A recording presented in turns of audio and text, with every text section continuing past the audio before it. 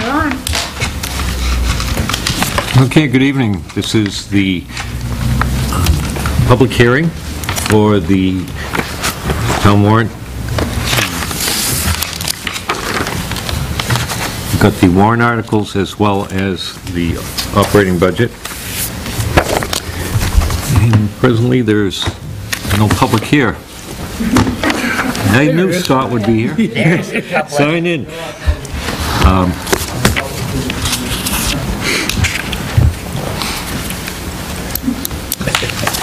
Anyway, everybody got a copy of the warrant articles. I think they got them in their emails last night, yesterday. And Scott, do you need a copy of the... Oh, I have a copy of the budget. You got the budget and the warrant articles? I don't have the warrant articles. Yep. That would be up here too. I think we'll sign you in. Scott, you should be on this side of the table. I've been on that side of the table over here. I have somebody in the audience. Thanks. Okay, last week we had to postpone due to the weather, so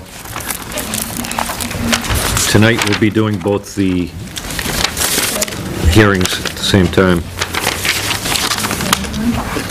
So, seeing as Scott's the only, well, we can do the minutes. That'll give Scott a chance to settle in.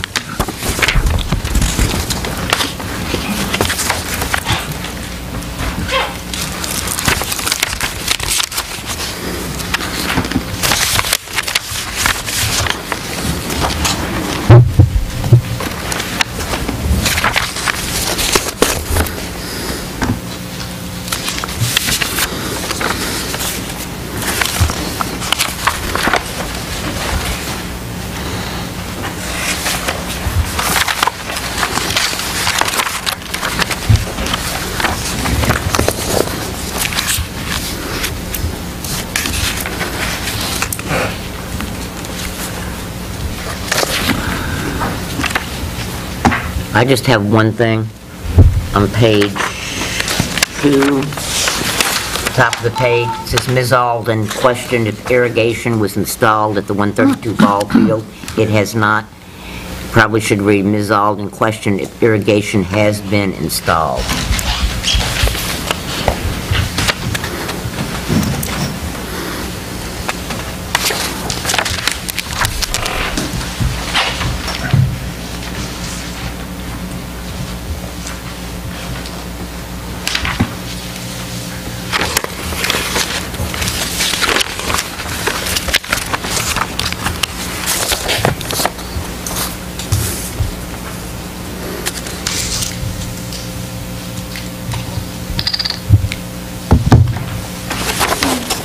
Good evening, Tony. So there's copies of the warrant articles and you brought your own. I think I'm all set. Just some souvenirs. Thank you. He's sharing.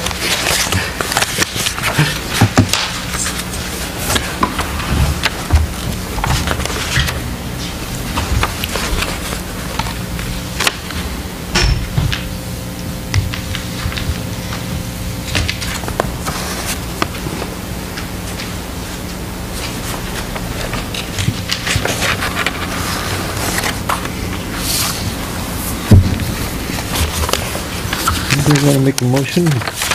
So moved. To accept the minutes As amended, sorry. as amended. I'll second Second. We have a motion and a second to accept the minutes as amended by Jim. Any other? All those in favor say aye. Aye. Opposed? So moved.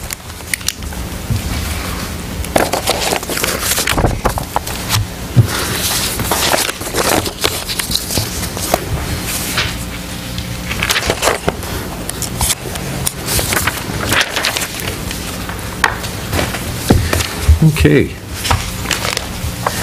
Well, we're going to open up the meeting to the public. Most of them, as well as anybody else. So, sure. We have just found out that there is a severe leak at the senior center on the flat portion of the roof. We've done estimates, we've asked for estimates, we have we have one estimate coming in soon, and we already have one estimate. So as soon as we get the other estimate, we are selecting looking to increase the building maintenance and repair, probably approximately $2,800 to repair that roof. That's where the water's coming in. Into the kitchen, it's an old rubber, rolled rubber roof on the flat portion of it. It's been repaired, patched, repaired, and patched many times.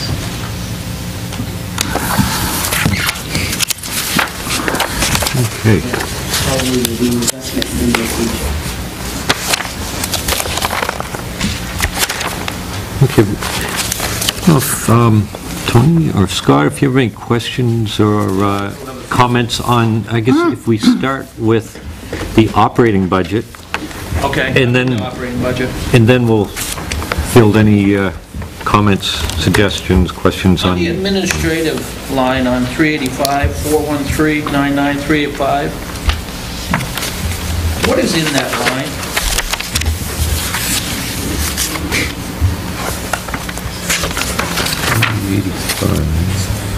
One of them is our candy for our holiday food parade. Well, the only reason Notice how adamant I say that. Yeah, I see that. The only reason I asked, John, is there was expended, it was 2,000 in there, there was 4379 expended out of that line. You look at that line, and then this year, it's down to 1,500. It was recommended by the selectmen 2,500, budget committee put it 1,500. What line? But I was just asking, what was in that line that is so far over expended? I guess that's my right there. question. What that line was used for and why was it? There was a lot of bereavement out of that line. I think, yeah, the budget committee, we looked at it, and we had it detailed up until, I believe it was January, of the expenses that were out of that.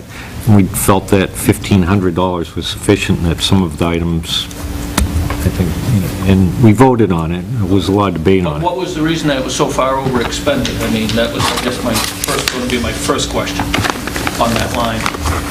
Why don't we ask Sandy? I was going to say, part of the problem was the Christmas party from the year before that we contracted.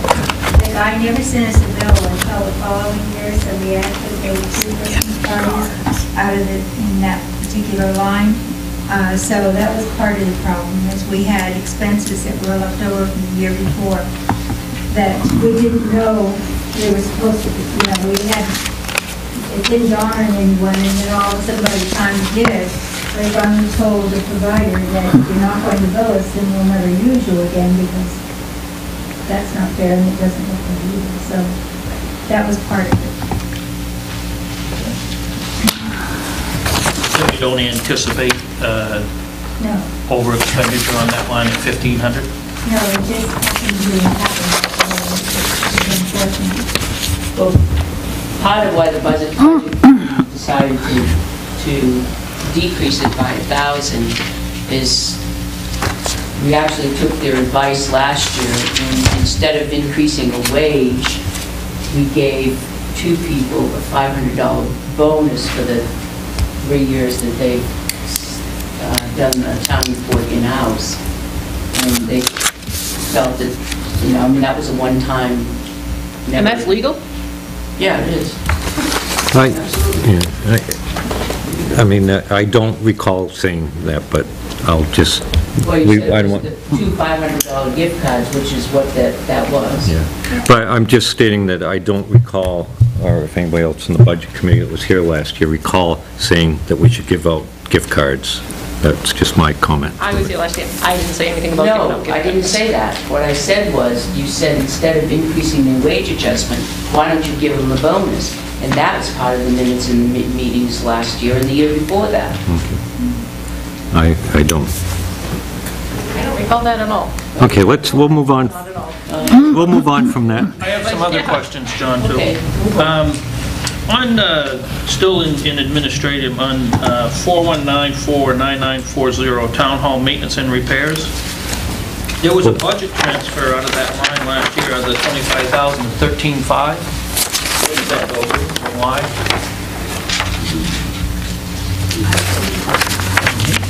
Which number was that?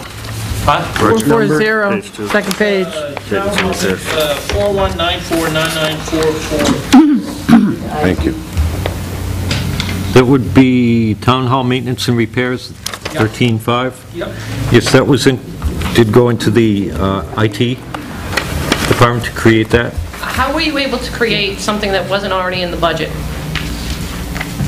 It wasn't actually creating the IT, it was necessary repairs that had to be made to the police department computer system. But now you've gone ahead and created an IT department, and it shows in here that you have an IT department. Yeah, Last year that you had paid expenses for it, and I don't believe that's, We didn't pay expenses for Let me this. explain. We didn't put this money into an IT department. We took this money and we had emergency repairs that had to be done at the PD. why didn't it get transferred into the IT line at the PD? Pardon? Why didn't it get transferred into the IT line at the PD? Why was there new lines that weren't in last year's budget created for this money to go into? Because we created an IT director and we put all of the technology into one department. Through budget law, how do you have the ability to do that? You can only appropriate or spend money on an appropriation line that was in the budget that was passed by the legislative body at town meeting. And we did. We have a line that says computers. Excuse me. No. Excuse me. Can Let I me- ask a question? Yeah, can I answer the question, because it'd be best if you direct them to me, and then we'll do But I'm that. asking you, John, I started this question on this. Yes. The IT. The line that was in the budget that was passed by the legislative body Yes. for IT last year, is that line in here, and is the line that's in the IT budget being spent now the same line that was presented at the town meeting for the townspeople to vote on last year? Yes or no?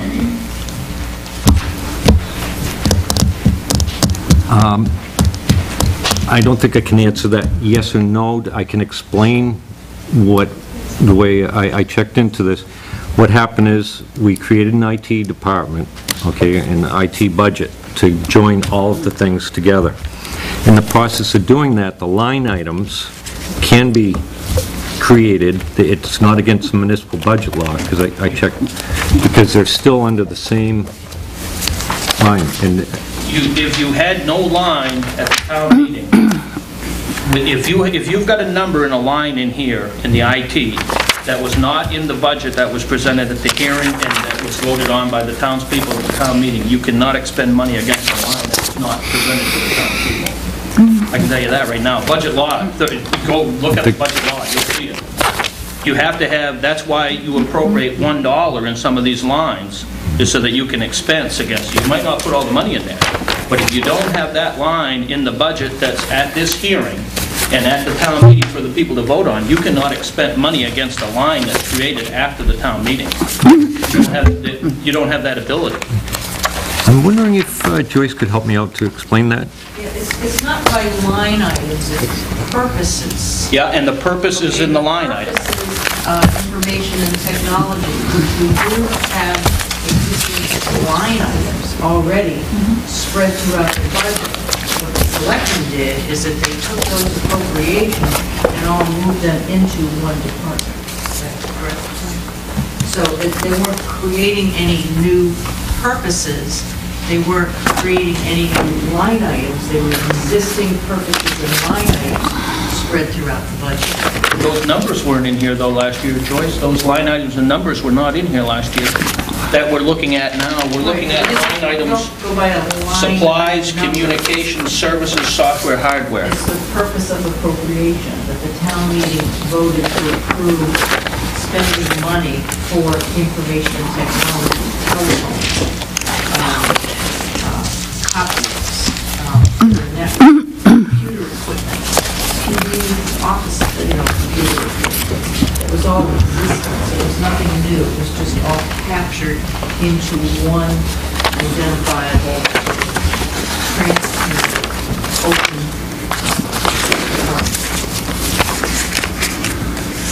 I can't say that I did contact the state, and I've spoken with Joyce about that, because I was trying to make sure, and I think I said, sometime I talked to you about it, that I was looking into it, and I found, to my surprise, that that is the correct way of doing it.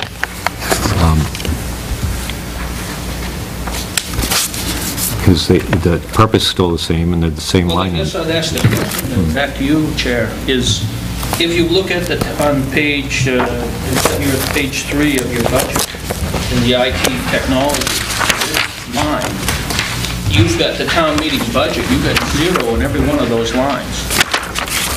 If you have 0 in a line, how do you spend appropriations against a line that was 0 at town meeting? Because we zeroed out, when I sat on the budget committee, we zeroed out the raises just so that there couldn't be raises given. There couldn't be monies brought into those lines. So in your own words, looking at this budget, how do you spend against the lines that you had no money in? And it's saying this right in your own document. This would be the This is the 2013? budget I'm looking at right there, page 3, this year's budget. On your information and technology, if you go up to town meeting budget, it says 2013 unaudited. If you come right down, all of those lines have 0 in them, and it's got authorized budget, it's got numbers over there, but it's got 0 in those lines, all those lines that were created. So how do you have a budget that was a town meeting budget? I believe that shouldn't read a 0 there. They were just non-existent. They were non-existent. So Those the were not totals on at the the end. 2013 warrant. They were not on there. So those, you're correct. They Just should, a dash. if they were 0 on the 2013, then they couldn't spend money up. But this was newly created, The next column shows budget transfers, yeah, and puts the monies into those accounts. sure. You can't But transfer money into a if line it- that's got 0. Yeah, the town meeting budget for the previous year, 2013, should be blank as opposed to 0. That's, It should not be zeros there, right? there should not be Correct. zeros. It should be a Yeah. dash or Because nothing. that's So- misleading. It should be Yeah. just a A blank. And blank. I'm glad you caught that. Yeah, we'll correct We'll that. correct that right away, so all those should be, So all the monies that were the transfers, the budget transfers, there's many of them I noticed throughout the budget. Even though they weren't in a technology line, they were moved into the technology? Is that what you're saying? they weren't necessarily, Scott, I think not all of them were in a technology line, but they could have been under a communication line. The IT, Information Technology Department, also takes care of telephones, and, which is communications, copiers, and all that, so, Going back to my original question, John, 419499440, there was 13,005 in the line right below it, general building expense. That's not a technology line. And there was 10,300 taken, removed. that would out of be, that. let me pull that up for a second, hang on a second, 13.5. That would be a portion of it. I believe that was a portion of it that was transferred over.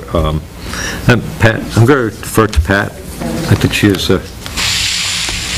Part of that was the emergency money that we had to allocate for the server that broke down at PD. We had to get a new server. Am I correct? And also the in-car Right. equipment.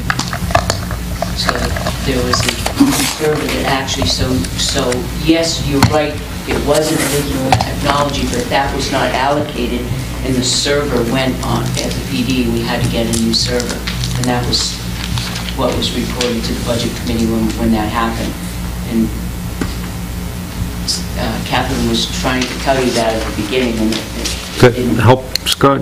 No. Does that help explain it at all? or- Well, yeah, I was just, because it seemed like for the first, that's the first time that, and I served on the budget committee a couple of years, and it seemed like there was an awful lot of budget transfers. You look down through the budget. Sure. And we never had those in the past, I mean, not to the extent that... All of those, And it was confusing because it wasn't out of any specific line. It wasn't out of, when they're talking about IT, it wasn't an IT line, it was a building, and I see that they took 13,000 out of the maintenance, and 13.5 out of the maintenance and repairs, and yet they got 25,000 into this year, but they only expended $7,500 out of that line. That's because may I answer that? I believe that's because this year there's more plans to We put do on more hold things. what we had last year, we didn't do the work. How about if we looked at budget, Chairman? Yeah. I asked them.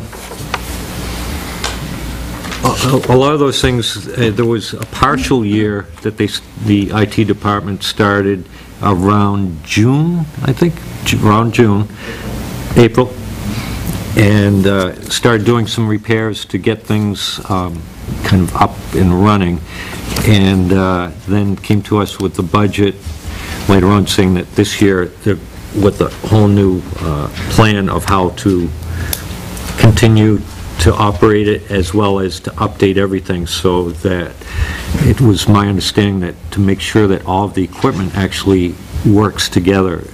We had a mishmash of equipment, some new or relatively new, but most of it was old, and it was put together, and it didn't communicate well with each other. There's some new products or new technologies have been added as well. But that's why it went up again this year. Were these transfers all done at the same time, All of these were done at the same time to create that, out of all these lines? of all the lines here. So, yes, we got the budget and when it happened, and called Tim right in, saying what was going on. And With the exception of, there are budget transfers in here for the merit, but outside of that, everything else, yeah. In that same vein, is that transfer out of the PD health insurance, did that somehow get transferred into an IT department line too? $16,000 from health insurance, not a like I'm entitled to go into? What's, Or did that go someplace different? Tim, It's, what's, the expenditures for the equipment, the server wasn't the largest expenditure, but there were other expenditures that were much more sizable, and at the same time, there were some changes in personnel during the year, which meant that there was going to be a surplus in that particular line. So when the equipment was needed in an emergency, and to find the monies, we went through and looked at where there was available money. So that's why you see something like health insurance. That is non-germane being Correct. for the It was expense? where money was found because of a change in the original plan for health insurance. So you're done. So the administration line's up $104,000 this year compared to last year? yes, I'm not looking at the number, but it sounds, And what percentage is that on the administration side for the gain? I didn't calculate out the percentage for that. Somebody has a calculator.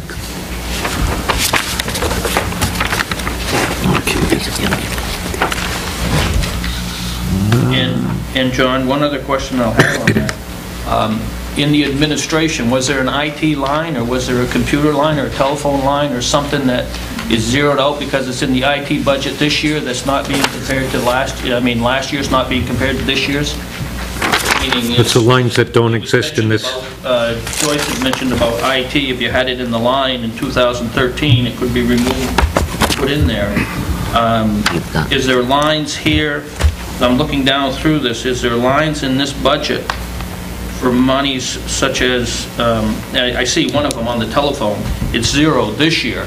It was $3,200 last year, so that number is probably greater than the $104,000 that I just stated, because there's lines that are not going to be in this year's budget in certain departments for IT and for technology and all that, telephone communications that was in the 2013 budget that's not going to be in the 2000, is that correct? That would be correct. I'll move on to the town clerk tax collector's line, 4140-99300. TC office supplies, miscellaneous, and then I guess it's miscellaneous also. There was only $1,500 expended out of that line after $400 was even taken out to move to the IT. But yet I see it's $29.75 again this year. Can you explain, is that been norm on that line, that it's only been expended about half for the town clerk, tax collector on the lines, on the office supplies? I don't know what the history is on that line.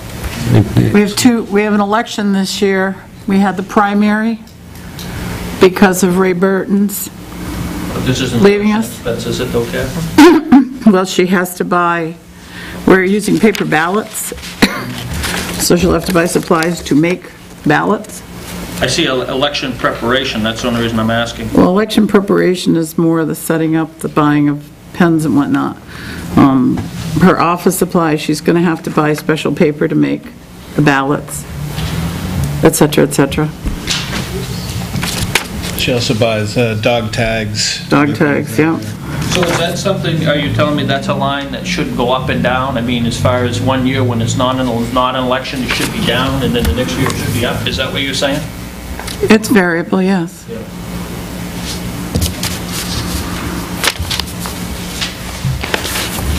In 2012, 2,500 was expended. 2,500 in the year before, too? Yeah, in 12, the authorized budget was 3,420, but we spent 2,279. That was 2011, I'm sorry. 2012 was $2,915.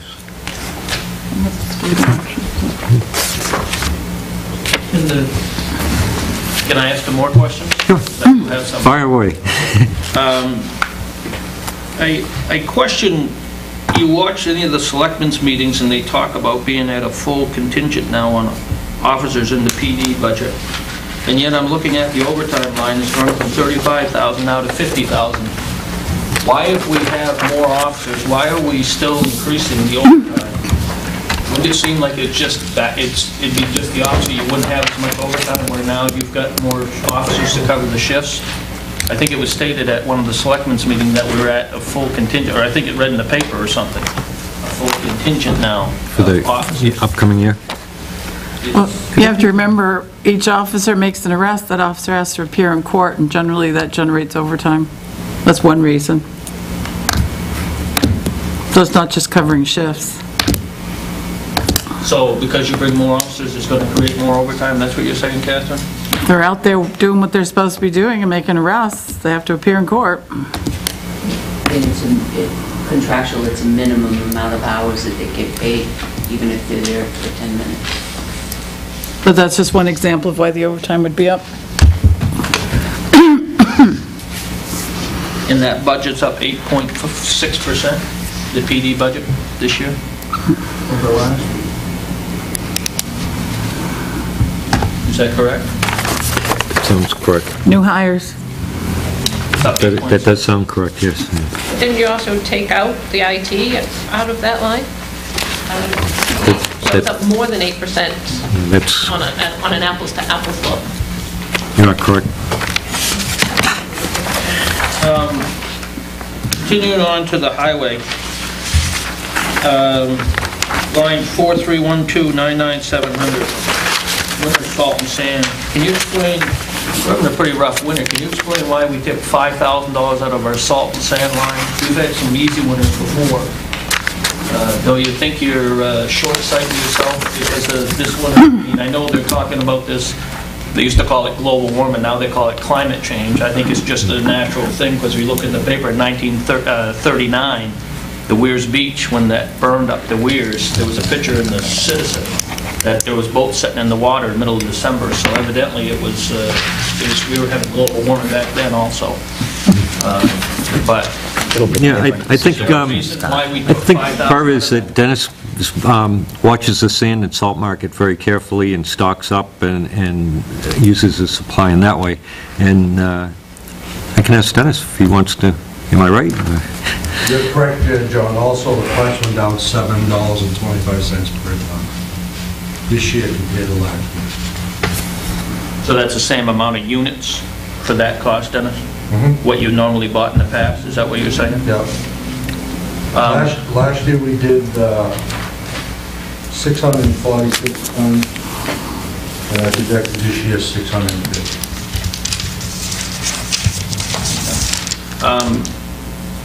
Looking on the 431199410,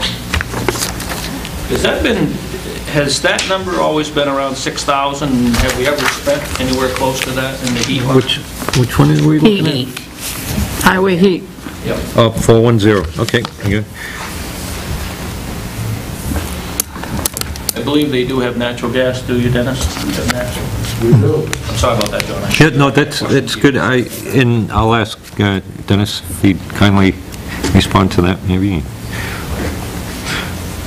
We do have natural gas. We're also, But, 2011 was budgeted 5,500. We expended 47.5. There was a difference of $750. 12, I couldn't find information on 12. And 13, we expended 28.39. And we had budgeted 66. 6,060, right? That's correct. Yeah. Yeah. This year I had heard that the natural gas was going up. That's why I left it at the same figure. Okay. And that budget's down $11,661 over the year before? Yes. The highway department? Yep. Yes. John, if I may, we have locked in with a gas supplier, so we're seeing right now about a 30% off of what most customers are paying. We're really benefiting right now. So that's also one of the reasons, but it's not a long-term lock. We have a year lock. Only 1 year. I do the same. And it's not actually down the 11, because I think a very small amount was transferred over to the IT. It was a couple $100. So he's down his budget, right? Some things were, the expenses for phone? You had $1,200 in This the telephone. Yes, some Oh, money. so I see, so there's it would not quite be down that much then, is what you're saying? Yeah, but it was, Technology line? it was only, I think it was only, what, 1,200? Yeah, 1,225. $100 in office supplies? But most of it was through the budget that Dennis Smith being less than previous. Can I ask you a question on that budget also, John? Sure.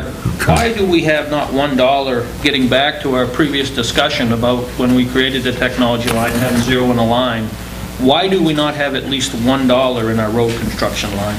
In the event that we have something, we want to move money into that road construction line. If we don't have money in there, we leave it at zero, and something should happen to a roadway and we want to move money in there, the selectmen will not have the ability to be able to move money around into that line. I believe that can be taken out of the highway construction fund?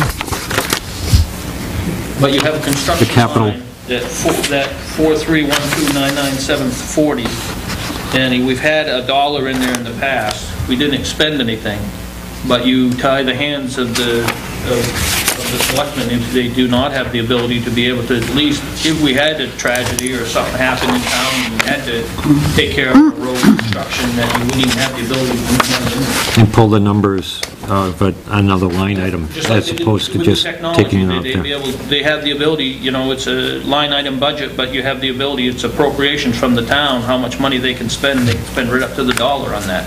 But if you don't have it in the line, Sure. you cannot move money into that line for that purpose. Thanks, that's a really good suggestion. I had, And I'm going to, Tim? When we did when I suggested moving the $1 back in for equipment purchases, I'd also suggested putting the $1 in for road construction, but there was some other discussion at the time. But I had also recommended that. We're going to do that, thank you. That's, Thanks.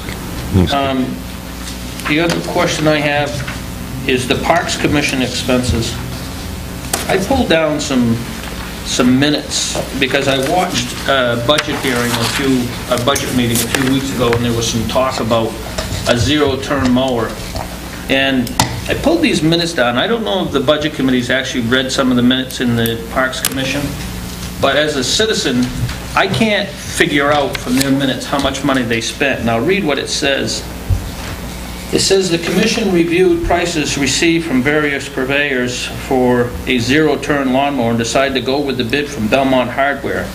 Bob made the motion to purchase, Catherine gave a second, all were in favor." There's nothing in there about how many bids they received, what the amounts of the bids were, or what we expended for a lawnmower. And I go on to the next one, it's with the porta potties. They went with Rowell's, and Marina made to use Rowell's. Bill gave a second, and it says they reviewed bids, but there's no bid amounts in there. I mean, I would hope minutes would be able, so if you looked at minutes, you'd be able to determine how much money they're actually spending on these items. I mean, they're expending our money, our taxpayers' money. I would hope that we would be able to at least be able to look at minutes and be able to determine, how much money, who bid, so on and so forth. They should be able to be a true reflection of what was happening at the meeting. I don't know, did the Budget Committee actually look at any of these? I know you talked about the zero-turn mower. We did. We talked about their budget, their upcoming budget, what happened with the money that they used last year. And we went into quite a discussion on the mowing as to the process of it and who does it, and made some suggestions. As you know, the Parks Commission has their own account, and they operate a little differently than the other departments in the town. There were other areas where they did not go out for fireworks, they didn't go out for bids. And they did not go out for bids, I don't believe, on, I think that was probably... yeah, the landscaping, they didn't go out for bid on that. But I think my point is, Jane, is that from the minutes, a citizen can't sit and read the minutes and determine how much money they expended on that item. The monies that the park commissioners expends is very clearly detailed in the expense sheets. Often in the meetings, they don't have the actual documents in front of them. And sometimes, they use... How do you make a motion, though, Catherine? Whenever I've seen a motion made, I said as a water commissioner, whenever we make a motion in the water district, if it's for $1, we always put the dollar amount in so that you know that you're giving a limit to spend. When you go out and just say that you're going to go ahead and buy the mower from Belmont Hardware, to go with the bid from Belmont Hardware, the people have no idea how much we're paying for that mower. Look in the expense account. It's usually included in the minutes when you put minutes together. Can be. Isn't required. I hear, what you're saying, and I think I'll look into that and ask for that. I think you can, and you can ask for a detailed report of what they did spend. We already have that. It's right here. No, it's all... You could get a copy of that if you want. It's in the... But I don't know how well I can do as a budget committee telling them how to keep their minutes. I'll suggest that they... You can't. I'm bringing it to the point that you were discussing the mower. I think Eric was the one that was bringing it up, actually. And when I watched, I tried to go find from the minutes what they spent on the mower, and I couldn't. We did ask them to come in, and it was it 2 weeks, 3 weeks ago? 2 weeks. And explain and go over all these things, and they did produce the... Every month this is put out. It is entitled Current Year Expenditures. This is October's. Very accurate. Are you is the Parks Commission chair under the same, what every other department head, that there's 3 bids for anything expended over $500? We bid everything out. And when you bid it out, I've watched other meetings, when you bid something out, you read what the bids are.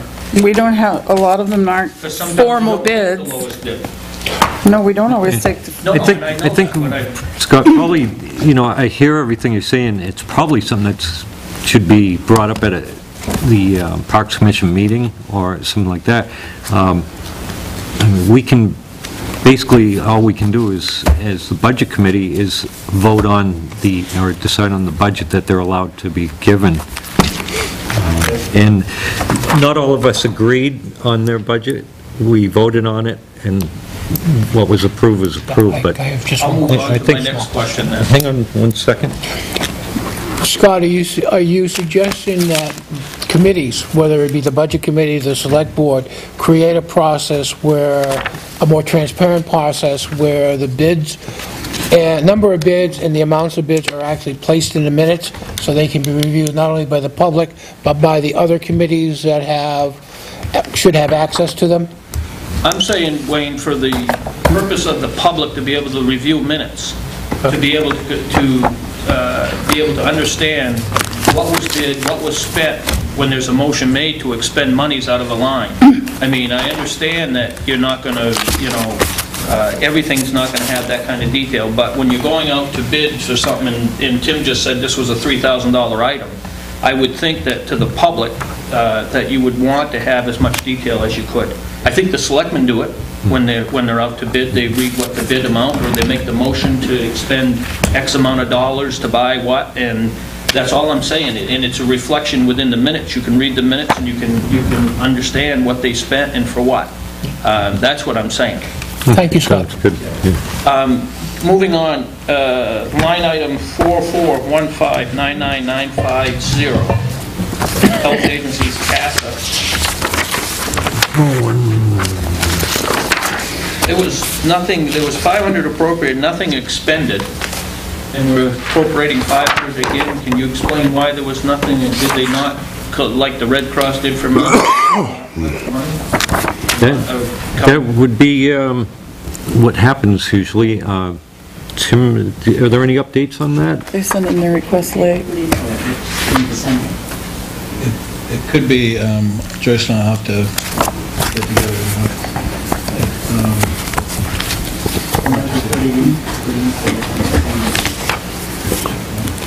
I just received something in my inbox today that had Red Cross on it. This is CASA.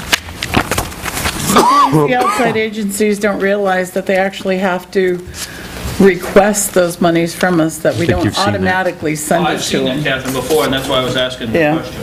And I think But CASA I'm is, looking for money this year, that's my point. I think CASA is one that usually waits till the end of the They year, did don't submit, they? everybody who is in our budget did submit a form. So they were in the same front of form. you? Because they used to, all these outside agencies used to come. The only one that I can remember that didn't come was the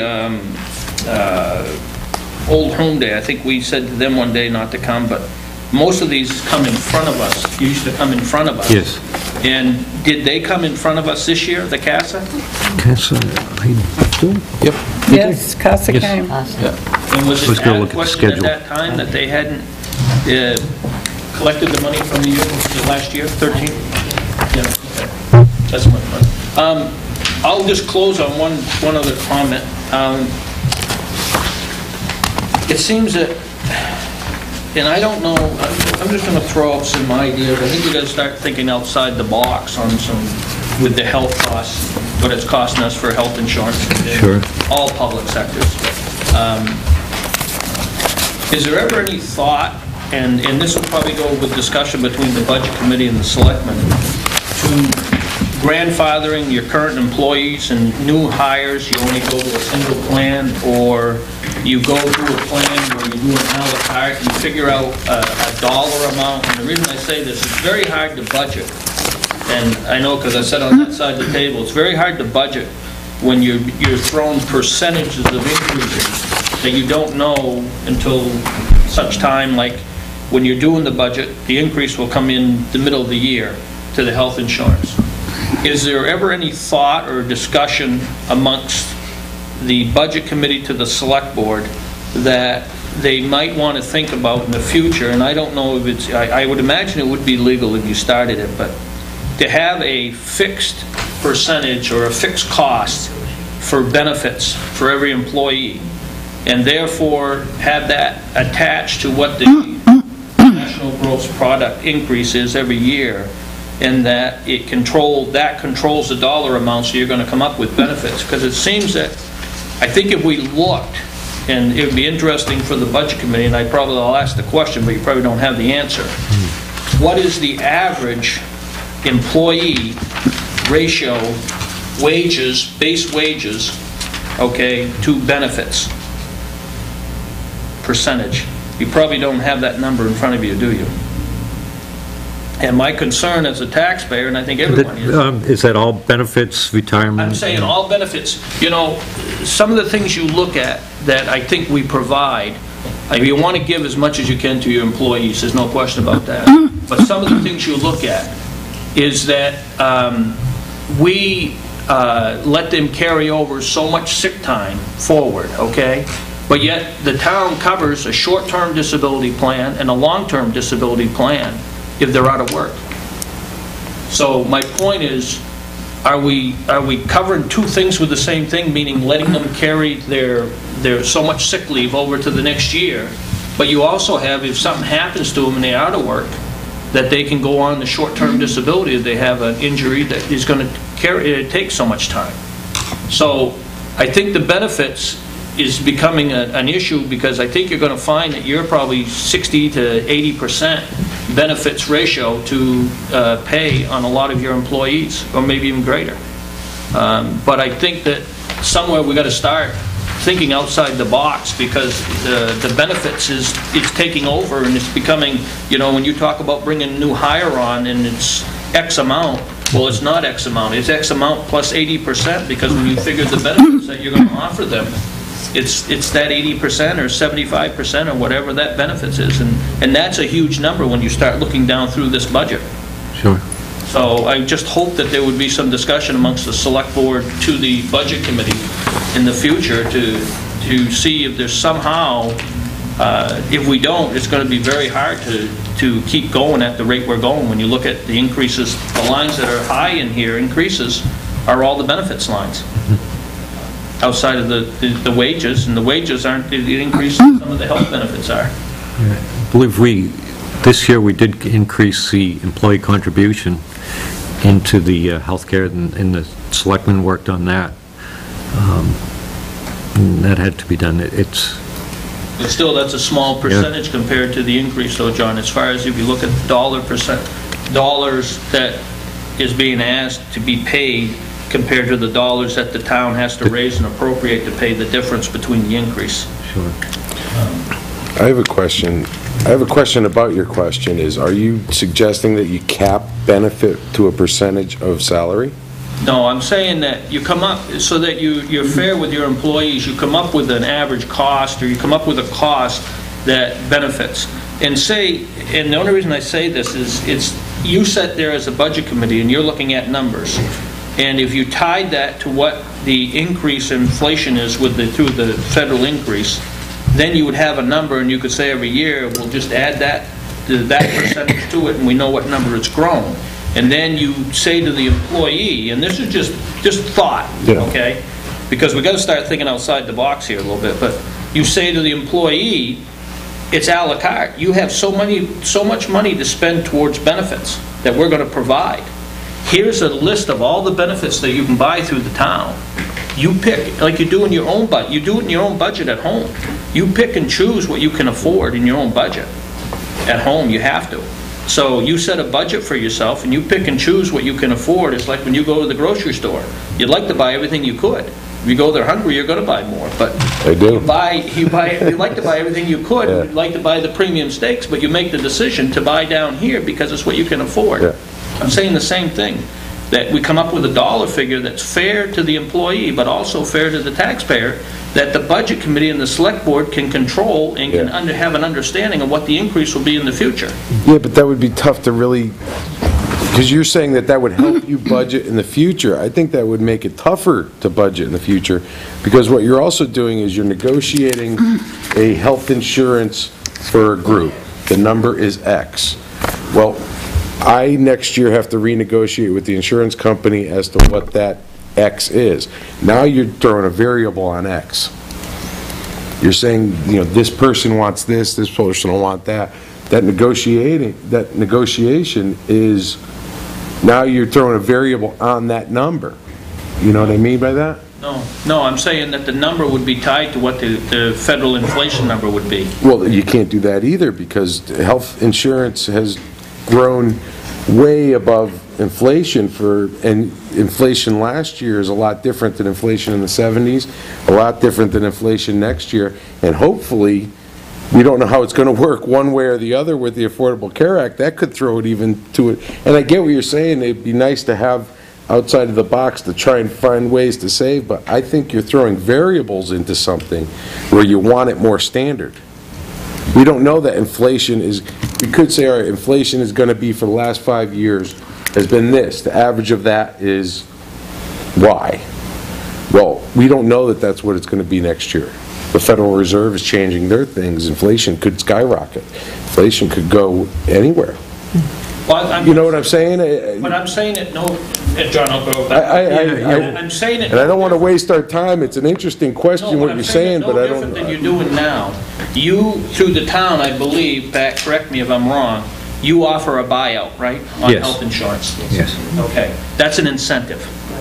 That's an incentive. If a husband and wife, if the spouse has insurance somewhere, that's an incentive for them to go, they're going to go, if the town's providing them health insurance and the spouse is providing them health insurance, they're going to make a decision as a couple, okay, that this insurance provides this, it's X amount, my employee will only give me X. Your employee gives me Y if we opt out, okay? So they're going to make a decision. I'm saying no different than that. Yeah. That let the employee make the decision on what they want to pick and choose, but that you come up with a fixed dollar amount. That way, as far as the selectmen and the budget committee for budgeting, they're going to be able to control the number in the future instead of this, you have the health insurance company come in one year and it's a 19 or 25% jump. It's just ridiculous. I mean, you look at the numbers, and like I said, the benefits, we're only going to be a few years down the road here when the benefits are going to be outnumbering what they're making in wages. Good, that's really good, really good. I have one question. To start, and I think we mentioned that during the, some of our meetings, to look at other ways to, especially the health insurance, because we have to address it's private sector, public, evolve, and that's, thanks. The question I have is probably for Pat or for Joyce. The new extension that was just brought forward by President Obama for any company with, 50 to 100 employees, does that affect the town in any way? Okay, so you're not at 50? We're under the 50 employees. Okay, but was that an extension that we already have? Was there an extension for under 50?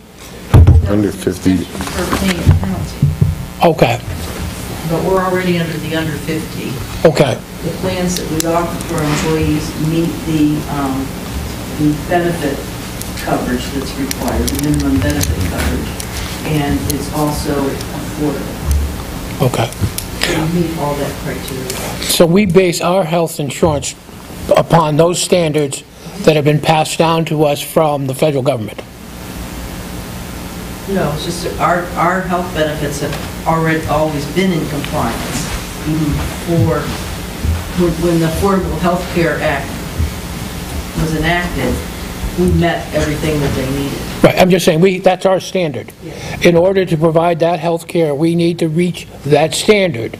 So anything that we offer below that standard would put us in the penalty phase. No? If we have less than 50 employees, technically, we probably don't have to offer at all. But what I'm just saying is that there are those standards that we have to hit. So when we're looking at money to provide those specific programs to our employees, we have to take a look at what the federal standards are before we make our determination what's an appropriate funding balance or funding formula for that to occur. I think, when's the health insurance, the enrollment period for the town? December to January. December for a January year, but we get our rates December. in October.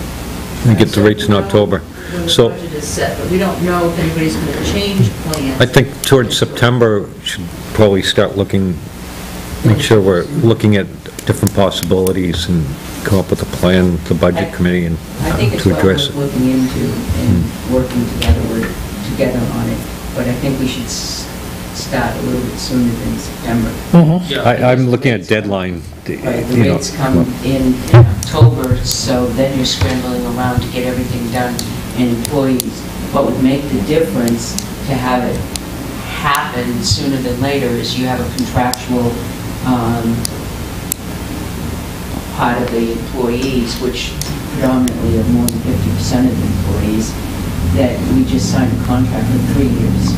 So they're locked into what we offer them for 3 years. However, it doesn't right, but it doesn't exclude us from looking into it to see what would benefit us as a town and the taxpayers for the next 3 years. So, I mean, it's well worth Sounds great. looking into. I took some notes on that. Can I ask a question, John? If Sure. that contract is not approved at town meeting, what should happen with the PD contract? What goes on there? Is that Doesn't still- change. It stays the same until we can come up with a contract. What do you mean, state what we currently have? Why don't we, Currently, okay, hang on a second. Why don't we see, are we all done with the operating budget? I am. I Okay. guess Anybody else? someone else has- Tony, did you have any operating budget questions left? Shoot. We're going to finish up the operating budget, then we're going to go to the warrant articles. Sorry to interrupt you, Scott. I want to make sure. Last night. One of the things that caught my eye, when we go to the last thing that catches my eye is the bottom line. And the total authorized budget for 2013 was, this is just the operating budget, $4,661,358. Our expenses for the year at the town were $4,361,864. So that's $300,000 that the town did not spend out of what the budget committee had authorized for them. Yay, go town, great job, love that. Always love it when you guys come in under budget because, you know, especially when it was my last budget, it made me feel really good. But then I look over to the budget committee's recommended budget, because that's the one that goes before the town. And it says $4,889,923. So just over what was authorized, we're up, you know, $200,000. That's $500,000 over what was expended last year. And you've got, you know, you're saying it's a 4.5% increase, but where's that money going? Why is there such a huge increase in dollar-wise? And $500,000 to me is a lot of money. So where's that money? What is so expensive this year over last year in the town? You're mean. Yeah, yes. It's all in here. I see that, but you're telling me, yes, the budget chair, What's more? why we have to spend and budget so much more money this year for our taxpayers over last year. And I know there's wages increases, and I know that there are insurance increases and all that kind of stuff. But come on, it can't account to $500,000. First, I'm going to answer a little bit, and then I'm going to defer to Tim. I can say that all of our budget meetings were not without some very intense discussion over these line items and that, and decisions and that, so. I just wanted to Tim's say gonna the break. expenses that are shown here aren't the final expenses for the year, because, you know, there's still bills coming in for 2013. Totaling $300,000, Tim? No, we ended up quite nicely, and, but there were still expenses coming in, and we still have some stragglers now. This is about the time when we cut it off, so mid-February. But there are still expenditures coming in, payments that we're making back to 2013. So it's not, the number you see here isn't a final number for 2013. I can appreciate that. You know, I've been doing this long enough. I can appreciate that. But that's still I just an wanted to make that awful lot disclaimer. of money that is going to have to come out of my tax dollars and the townspeople's tax dollars. Because last year, if I recall, didn't we take some money out of the reserve to keep the tax rate down for the people? Yeah, we did. 78,000. Right. So are you going to have to take out another $278,000 to keep it at the same rate? I mean, it was really nice to see that the town tax portion of the tax bill went down this last year, but that's not going to be the case if you keep taking money out of what's reserved, and it's not going to be the case if it increases, the budget increases to $300,000 a year. And I'm saying that for everybody that's not here, that's going to watch this, and everybody that's going to show up and need to know this. Very good point and well understood. And I don't know if you see something that, that you can make comment on, or, at the meeting. I can say that we combed over this and combed over it and combed over it, and we took votes, and this is what we end up with. It was... I know the process works. I don't have to explain to you. You have two items in this budget that close the gap, and just those two items are almost $100,000. And what are those two items, Kathy? Well, one of them is the mutual aid that we now have to pay Lakes Region. That's not going to come out of the county tax, and we know the county isn't going to just save that money and show us lower taxes. They're going to spend it.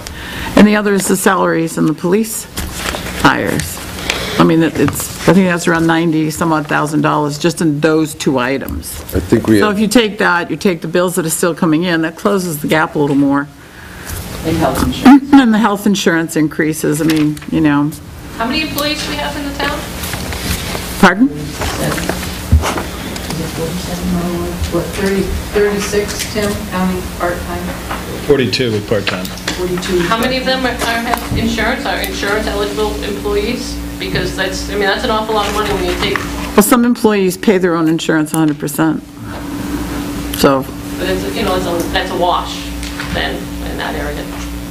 But, that accounts for some of it, but there's still, if everything goes up, it goes up a lot, and for years and years and years, the Budget Committee has done a fabulous job of producing a great budget, and I'm not saying this isn't a great budget, it'll have to be a wait and see when it comes down to the bottom line, but if this is right now, if this is, comes in $200,000 the town did not pay out of what they were given to expend last year, then next year, if that same thing is happening, keep a close eye on it and watch it, and make sure that those line items come down so that you're not hitting the tax dollars of the tax.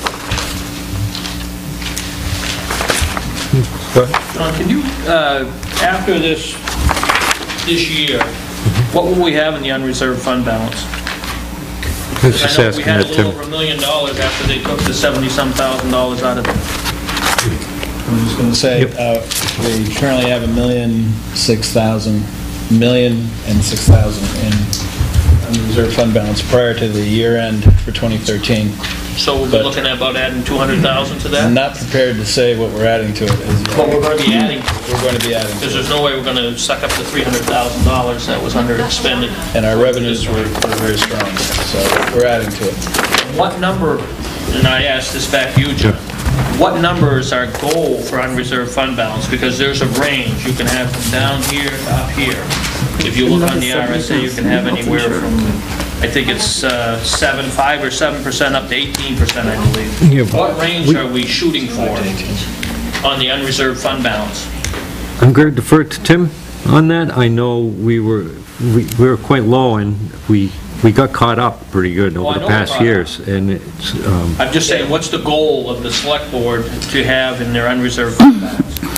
If I may, Yes. the board doesn't have a specific fund balance policy, but the informal discussions regarding the fund balance have been, and also to answer your question about that forum, it is the Government Finance Officers Association that recommends certain levels, anywhere from 5% up to, I think it's 17 or 18%. 18%. And we came in around, I believe it was around 8%. The last time we calculated it. So but in the fund balance equation, what we're also looking at is planning for the end of the Business Park Drive bond, so that when the mortgage is fully paid and there's a balloon payment made, that we can then use a certain amount of assets, which would affect our fund balance, to be able to pay off the note at that time. Now, it's not required, but that is something that that we've been keeping an eye on and trying to plan for, so that we don't continue to have a note. So there are some things that we look at. I watch the fund balance very closely. I watch the tax rate issues very closely, anything that's going to affect our tax rate. And fortunately, the fund balance has grown and has gotten stronger, and it will be something that the selectmen will have available to them to use if they so choose the tax rate setting. Can I ask a question, John? Sure, go ahead. The 8% you refer to, that's our total tax commitment for the county, the school, the town, everything, right? The 8% of that? No, Because it's if not we have a it's not. 5, we're about, what, 4 point? How do you figure that it's only 8% of our, I guess that's the... that number just stuck in my mind. I could be... I think you're off a little bit. Yeah, maybe. Yeah, maybe. But I think it'd be up closer to over 10%. But we were well over the bottom rung, and for years we were right around... We were on the bottom. We were on, well, yeah. we were Under negative. We're below. We were negative one year. I know that. But since then, we've been averaging right around that first tier. But we're above that. I think you play good politics on it. I asked, so there is not a policy as far as, or an understanding of what the goal is for the unreserved fund balance? Is there? Have you asked the board? There never has been a set one. We just sort of try and keep it in that area, and it's nice to have it grow as much as possible. And then it's also nice to try and offset the tax rate on some of our years that we're Well, I think spending a that's little what more. I was trying to get at, John. I'm getting back to the point that Tony brings up, and that's what my whole round question was. If you have a year such as this, where you have a 250,000 or 200,000 or whatever we have for a plus, okay, that money's going to go in the unreserved fund balance. My hope is that we wouldn't just expend it. I would hope that there would be consideration given to the following year to do as they did this last year, to use monies of that to offset the taxes. Therefore, you give back to the taxpayer in essence, instead of taking and spending it or I see. The infrastructure of the government. So that, That's my so point with what I was I trying to think, get at. check with Tim, and, I always, in the past, we've talked about this, and we thought around 10, 12% would be a nice level to keep it at. And I think that's when we're working on recovering it. Yeah, I have provided the selectmen with various figures and do keep them updated on, what we would have available to us at tax rate setting, down the road, and give them a view of, present day, what that tax rate is going to look like, although, obviously many things change between whatever that day is and then.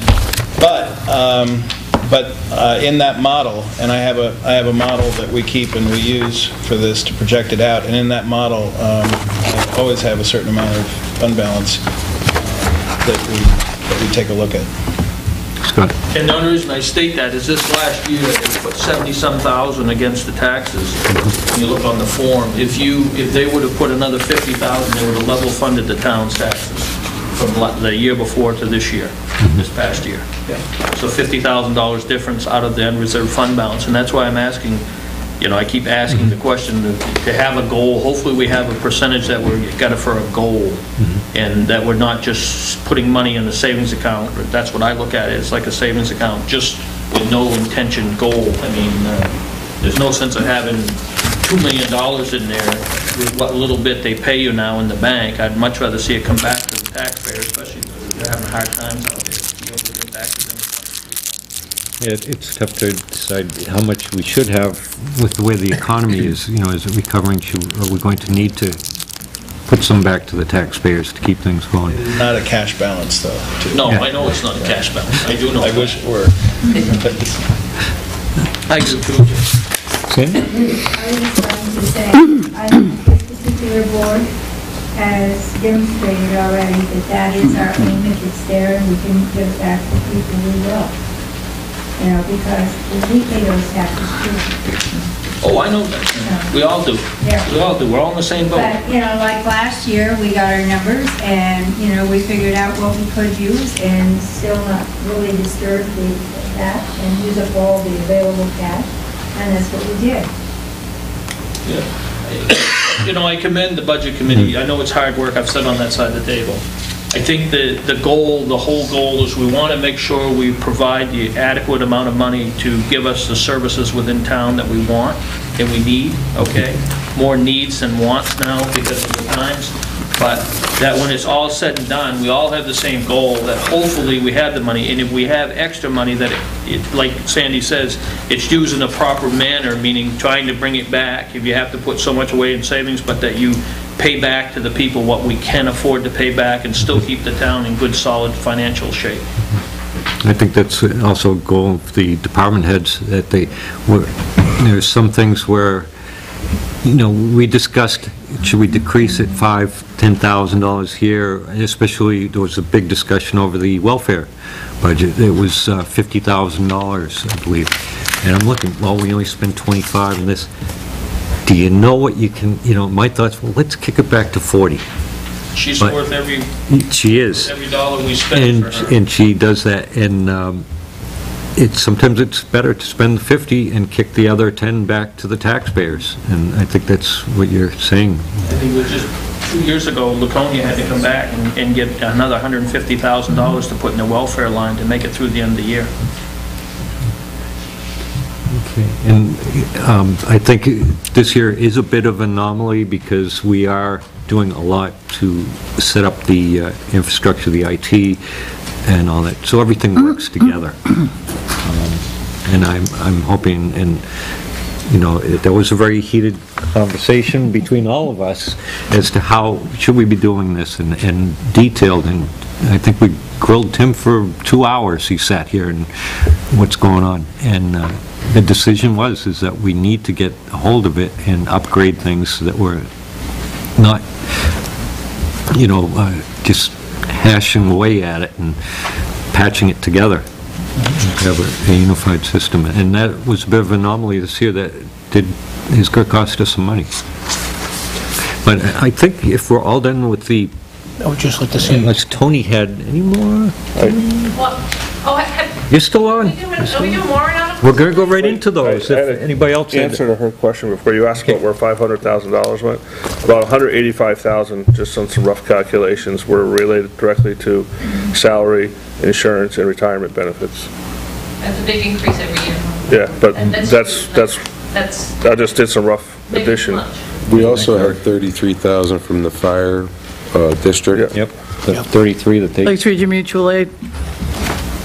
Just one brief thing, very brief. And I agree with everyone that's came out tonight that we're literally looking at the budget. This is one of the few communities that 3 members of the town budget committee also sit on the school budget committee. And we're very understanding of the money that's being spent and what the taxpayers are being asked to look at. And absolutely, there is going to come a point, and Scott, you're right, we're no longer at wants, we're at needs. And depending on what those needs are, depends on how much money we're really going to have in that pot. So we're very cognizant of that fact, and we are trying to create that balance.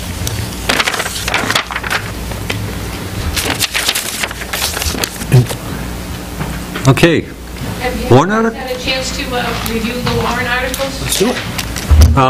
Have we? Yeah, have you looked at the warrant articles? About it- I see I've there's looked no at them, vote that's there. it. I can say that we've looked at them probably just as much or possibly less than you have. So you're not really ready to, Welcome any comments on it. And it's great to have 2 additional budget people here to go over these, to come up with some ideas and thoughts on them, so when we do make our recommendations, I think we'll give some of your So are you input. going to read the warrant, are you going down through the warrant articles, or you want just to bring them up willy-nilly? Willy-nilly. You want to start at, Willy-nilly will be quicker. want to start out?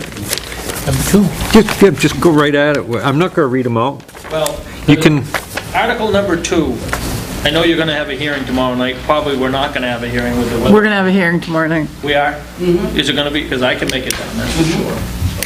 We have to. The concern I have as a citizen and a taxpayer, and a history with getting in bed with the state on projects, is not a good taste in my mouth at all. I mean, we've got I believe we still have a landfill out there that we've never been paid back on, and it's been many years. We're getting monies for that. I know, but still, it's a killer when you've got to fund them for 10 or plus years. How many years have we been down to the highway department? However long that's been going on, right? Long time. That landfill was back when we sold the highway, right?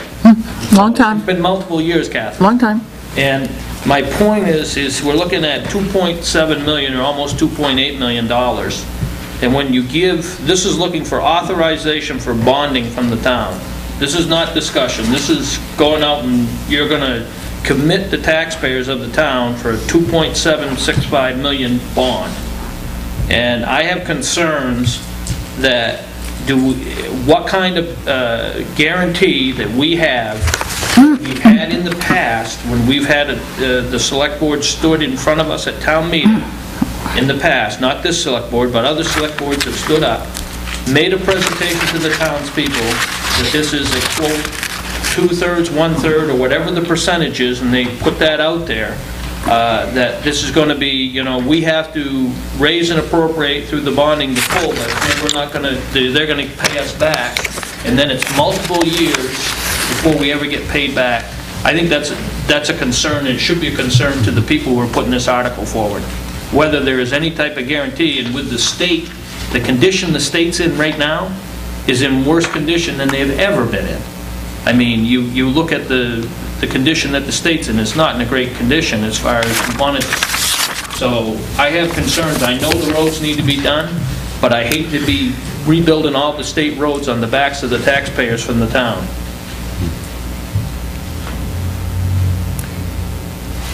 Anything else on? You want me to comment? Do you want me to comment? Well, I don't think, do we need to? I'm asked for public comment. I don't want to start a debate on it. We'll comment tomorrow night, Catherine. Yeah. I'd tell you the same thing tomorrow night. But it's just, that's a concern I have as a taxpayer. I mean, you look back, I think we have, I don't know, have we been paid for the sewer project yet? Yeah, that was reinstated. That was reinstated, the state aid grants. But we haven't been paid yet, though. Have we? They're starting. Yes. Starting, yeah. Annually, they pay us. And how many years has it been since we did that project? Lockmere was 2008. But that was through the Department of Environmental Services, was it not? It was a state aid grant that was deferred and delayed. And that's the Department of Environmental Services grant. New Hampshire Department of Transportation, when we did the Silver Lake Road project, They paid. typically we have to pay for it in full, and then they reimburse us our 2/3. They gave us 300 and some odd thousand up front before the project was done, and when the project was completed, they paid us. Then why don't we say to the state, you pay your percentage up front, and the town's more than willing to raise our percentage, Captain. See, that's what bothers me, is the fact that what's happened in the past, you've got some instances where they have paid, but of course, we're all well aware of what the condition of the state finances are. I mean, it's... Well, the New Hampshire Department of Transportation, when they do these road projects, typically, they won't get, well, let's say, I won't use that phrase. They won't agree to do the project with you unless they have the monies to do it, the specific project. So the problem is there's quite a queue right now. I think they're out to 2016. So in order for us to get even in the queue, while we're still playing Let's Make a Deal, we have to show them that the town, the legislative body, is agreeable to the project. So how do we vote on and I'll direct it back to you, Chuck, sorry about that. How do we vote on a bond issue, $2.7 million, $2.8 million bond issue, when you're not going to be able, what you're saying, that this bond will not actually be taken out to 2016? The road work won't be done till 2016? The bond won't be taken out until the project is complete. We go out and we band the project. It's like, you go out and get a loan. The interest rate and all that? Pardon? You lock in the interest rate that you're going to pay on the bond? No, Tim can better explain the band and bonding Because that's the process. concern I have. What if interest rates go, the thing goes to pot, and interest goes right through the hill? By the Well, time and that if we- that happens, town meeting of, let's say, 2015, the legislative body can rescind our authority to bond, and then we'd be kicked out of the queue. It takes 5 years now before they can rescind it. Oh, that's right. Tim, did you have any comments on, Just that typically, when you get a ban, which is a bond anticipation note, it wouldn't be tied directly to a bond. In other words, it would probably be a separate thing. It could be worked out, but it would depend on the timeline, what kind of time. So it could be negotiated and structured that way, and it might not. So you mean they'd be taking money out of that ban, that note, before they actually did the construction, Tim? Is that what you're saying, when you get a ban? As opposed to bonding it? Well, the way the town's done it in the past, they were separate notes. So the ban was separate from the bond, but one was predicated on the other. And then, once you have the bond, you pay off the ban. But the ban can't exceed what the bond authority was, right? Cannot, yeah. No, okay. Yeah. Pat, did you? I was just going to say that with the issue to the roads, it's the intent of this board, and we've been in discussion and negotiation, not to take all of the roads. Our intent is not to take all of the roads as town roads, because that's what the state wants you to do when you embark on this 2/3, 1/3. But where it ends up in negotiations is, nobody knows, but our intent is not to, because Tilton and Clark, Winter Street and Clark go into a state facility. So if we were to take Trucks and entering and airport. If we were to take the roads, would we take them after they have paid for, to bring them up to our, or standard road At the conclusion of the project. at the conclusion of the project? Right. Which might entice them to do it more, to get rid of it, yeah. What do Does you- it state that in this article, that we're gonna take over the roads when they're fixed? No, because we don't know that yet. Oh, okay. Because I was reading this and I was wondering where you're coming up with that. Just a couple of minor questions, and these are to Dennis. Denny, what's the condition of the roads at this point in time, and with any kind of further use of those roads, will they deteriorate to a point that they will become unusable?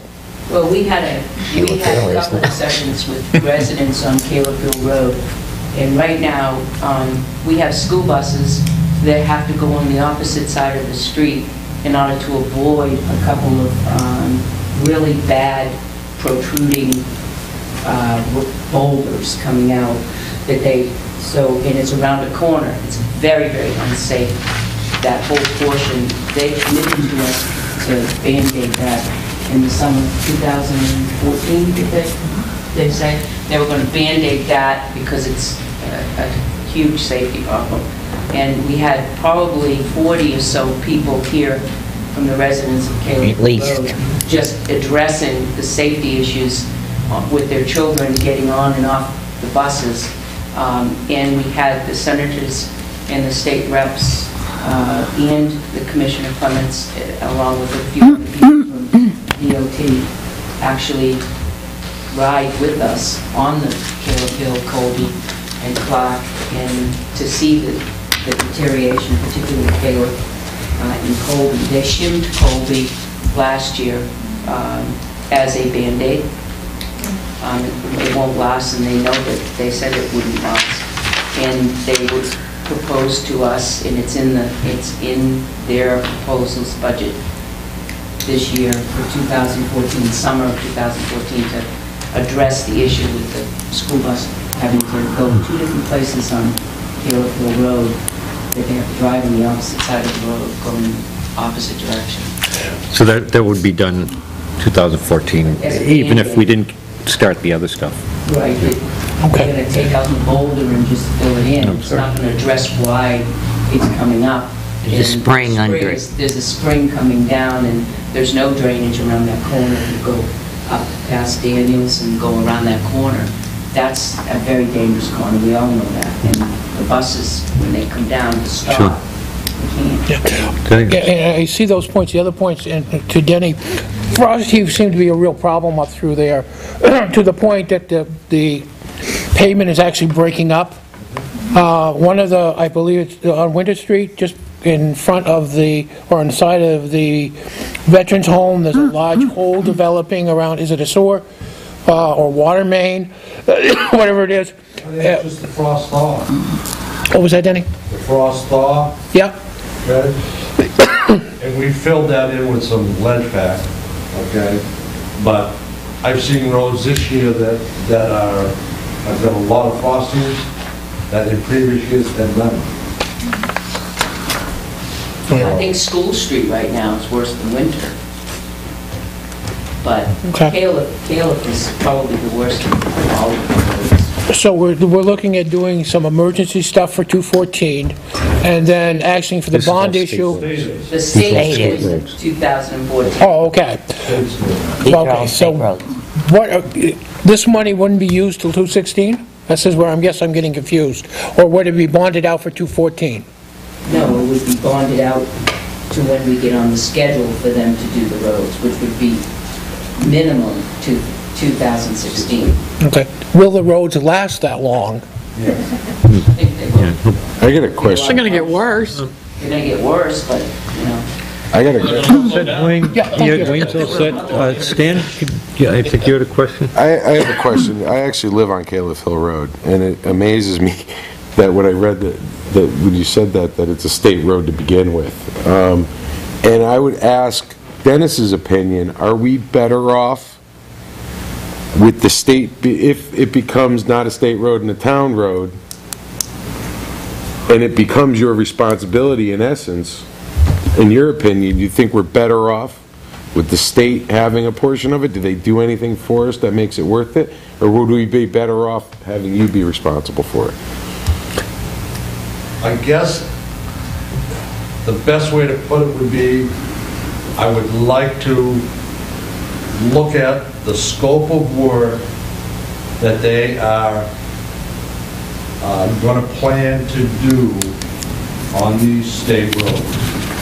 If they want to only do a reclaim, fine grade, no sub-base material, then I would be totally against the town accepting those roads back. Because that's a 10-year road, and then we would have to resurface it. Are they going to do all the drainage? Are they going to do all the culvert pipes? Are they going to do the headers? All of that. That, to me, if you want the town to take it over, then you give me the Cadillac job. Because I own it all the time after that. Have they done any work on those roads? No. So look at the amount of years that they have done no roads, okay? Yeah. No work, and say, we're going to give you 2/3. Have they gained? Have they saved money? If they fix them this time and give us the Cadillac, they're gonna pay 2/3 of the cost right now. We haven't negotiated with them, so that deal could change, but right now, they pay 2/3, 1/3. 10, 15 years from now, if we own the roads and they have to be redone again, we'll pay 100%. Yeah. That's why it amazed me when you said it was a state road to begin with. It's Cadillac job. That's right. Number one. Okay? Do we know that in this warrant article? No, that's why I'd be hesitant, okay?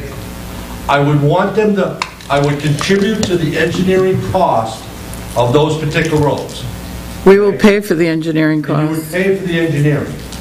But after they did the engineering, you could determine from that what the scope of the work would be done. Then either you continue on with the project, or you say, we're not going to accept this because you're not doing a full depth excavation. And we'll have that choice.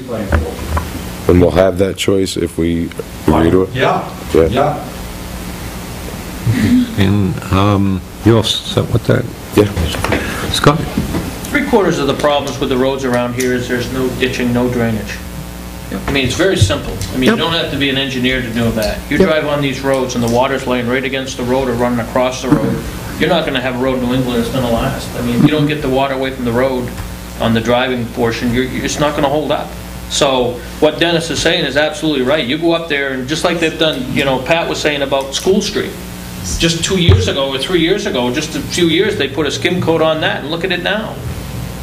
I mean, you might as well, It looked you talk nice. about wasting money. It looked nice in the Might summer. as well throw your money right out the window, because that's, you know, in 2 years' time, it's worse, because now all you've done is build the bumps higher. I mean, it's ridiculous.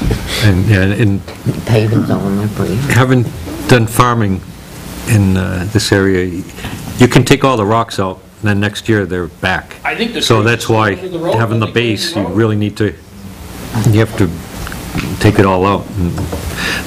This is, Anything else on this article? yeah. Go ahead. It's kind of about this article, I guess. This is a bonding issue, we're looking at bonding $3 million on this. What debt have we expired this year? What kind of debt are we not going to be paying next year? None, if I may answer. Go ahead, Tim. Not until 16, when Riverfront Park construction and Riverfront Park cleanup come off. So we're going to go with the ban and like that first, we have to get that soon? Get a ban this year and have to start paying on it even though we No. don't have any work done? No, the bond stay, if this article is approved, it sits there until we need it. It can sit there for up to 5 years. So it will get us in the queue. They've already told us, don't expect anything before 2016. Well, you know, that probably means realistically 2017. And by then, of course, costs will probably have changed. How long does the authority for bonding stay in place, Catherine? For 5 years? 5 years. So in 5 years, No, if this, it stays in place as long as you want it. It's just that you can't rescind it.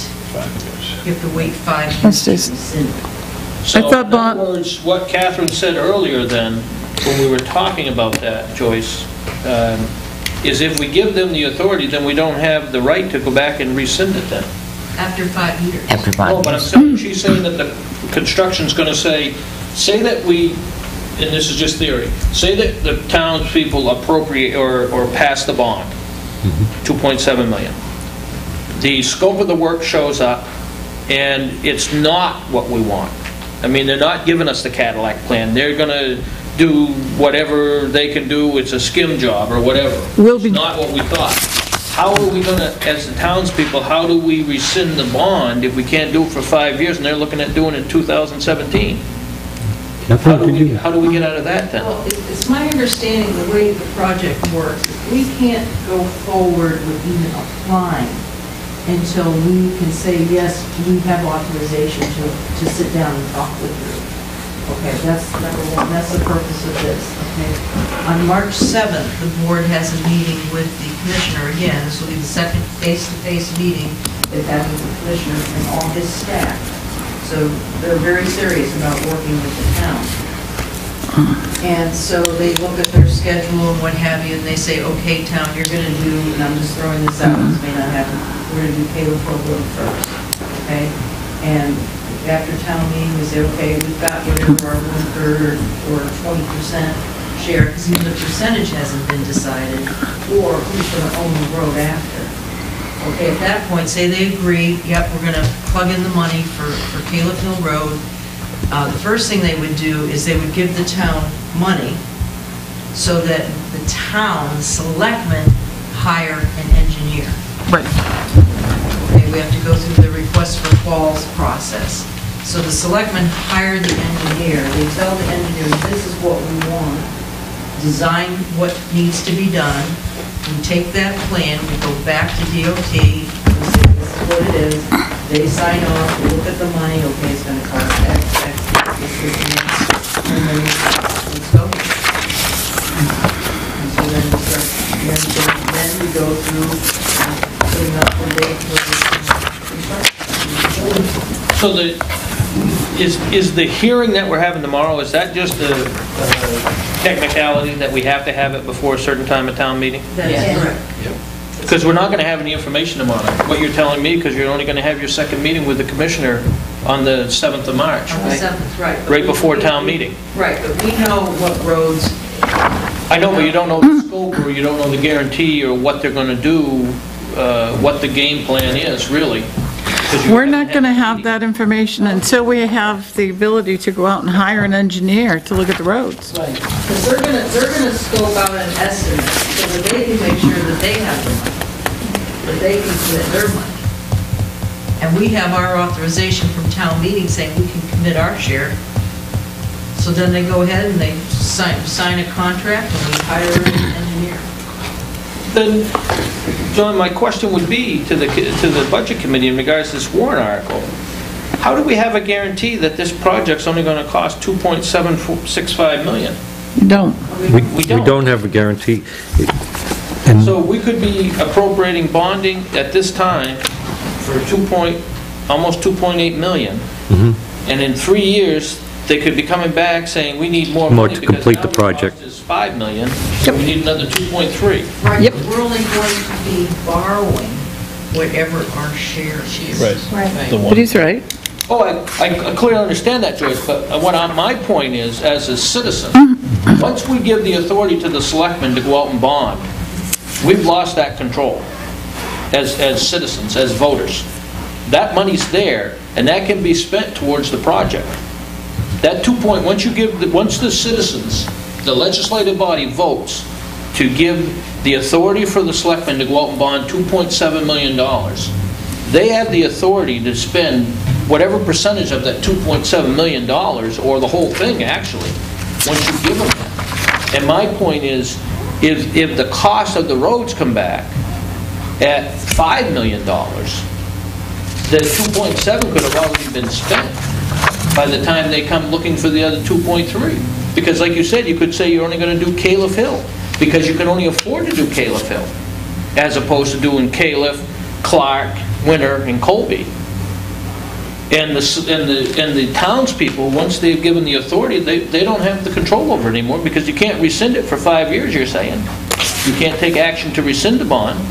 And the townspeople, you just got to go with trust, evidently.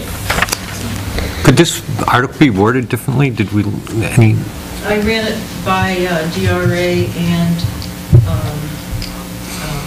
New Hampshire Municipal Association. I have not run it by bond council. The selectmen haven't authorized us to do that. I'm sure they would look at it. is there any other way to put it in there, provide that the state is going to, do part of it, or? It's too many variables. I mean, you'd have a 2-page warrant article by the time you're done to cover all the variables. It almost sounds like you might have I know, to. the trouble is, it's like I'm going to sell you a car, and you've never looked at it, and you've never looked under the hood to see if it runs. Unfortunately, I mean, this is what is required for the state. It's changed. It's different from the last road project we did, trust me, because I was involved in that. It is crazy. They're putting all of the onus on the town. Exactly. There's no more, the state doing engineering and helping us along, no more. It's all the responsibility of the town. Prior warrant articles, when they came in front of the town, they had the percentage what the state was going to Yep. pay back. Yeah. They always did. Yep. That's what concerns me with this too, is there's no percentage, there's nothing mentioned of that it's going to be X percent from the state or whatever. I mean, This whole thing about just to get into the other thing is to get in the queue, we have to show them that we have the money, and in order to get in the queue, we have to say to them, we're going to take all the roads back. we've got to buy, We don't want to do that. we've got to buy a ticket, we might not have a seat on the bus. There you go. I didn't buy the bus. We'll move on to the next one. There you go. That's downshifting. Good. We've been downshifted. I think round 2 will be tomorrow night on this. Bring some more questions, I think, and your snowshoes, and But we'll, I will ask the selectmen if I can run it by run it by bond. yeah. We still have time. Any, more on that article, and do you want to look at any of the other articles? Well, I'm not going to bring up, there's one article in there, I don't quite understand it, it's by petition, it's the one for something about people voting or something, I don't quite... I love those. Well, fortunately, we don't have to comment on that. No, I know that, and that's why, but I'll have questions at town meeting about it again. The only other money ones, let's make sure everything... We need to touch base on the collective bargaining agreement with the police union. Okay, that sounds like a good time. Seven. What's new? What's new? What's happening? What's included in this increase of $26,000 for this year alone? $7,000 for 2015. This was down for a couple of years, which is nice, but it's still an increase every year. So, what is the new? I'm going to ask Pat to comment on that. The overall figure for the 3 years, if the union wanted to view wage adjustments in the beginning for 6 offices, including that over the 3-year period, we're at a 7.76 over 3 years. Broken down on July 2014 for $26,149. It's, including the dispatch wage, it's 2.39%. And then we go, that's 6 months. And then a full year for $47,510, it's a 4.44%. And then a full year of 2016, $18,713. It's a 1.68%. And then January to June 2017, it's $8,950, and it's 0.79%. Also on the, they increased 2.3 over a 3-year period their contribution to health insurance. They stay the same at 14.5% the first year. The second year, they contribute 15.75%. And then the third year, they contribute 16.5%. The only other money change is $100 to the prosecutor clothing allowance. And there are, instead of in the officer's clothing allowance, instead of getting 3 uniform pants, 3 uniform shirts, 3 short sleeve uniforms, they're getting 2 each. And the difference of that, they would get a $200 credit to get equipment needs within the year, July of every contract year, and it goes until January 30th of the following year. Any unused amount will be forfeited, and they have to go through the reimbursement legitimate expenses and receipts in order to be reimbursed. The cost of that would have been $300 versus the $200 to us doing that. The details are staying the same at $40 per hour. There's no other significant change other than language change. Who gets overtime when, goes to the senior full-time officer, and then they can call on the supervisor instead of going to force someone out on overtime. They can have the officer, the supervisor, cover the shift. There's no other significant other than just language changes. The rest of it. Scott? Any questions? I'd be more than happy Go ahead, to- Scott. I just have a couple, Pat. Is that based off in those figures based off in the current staffing levels, Pat? Yes. And is there any there's no probably guarantee that we're not going to increase beyond the current staffing levels in that 3-year period? I mean, it would affect the numbers if it did, right? Yes, it would affect the numbers, but we'd have, we're at a full staff now. We did make changes as far as with Lieutenant Paulus retiring. Instead of having 2 lieutenants, we went to 1 captain.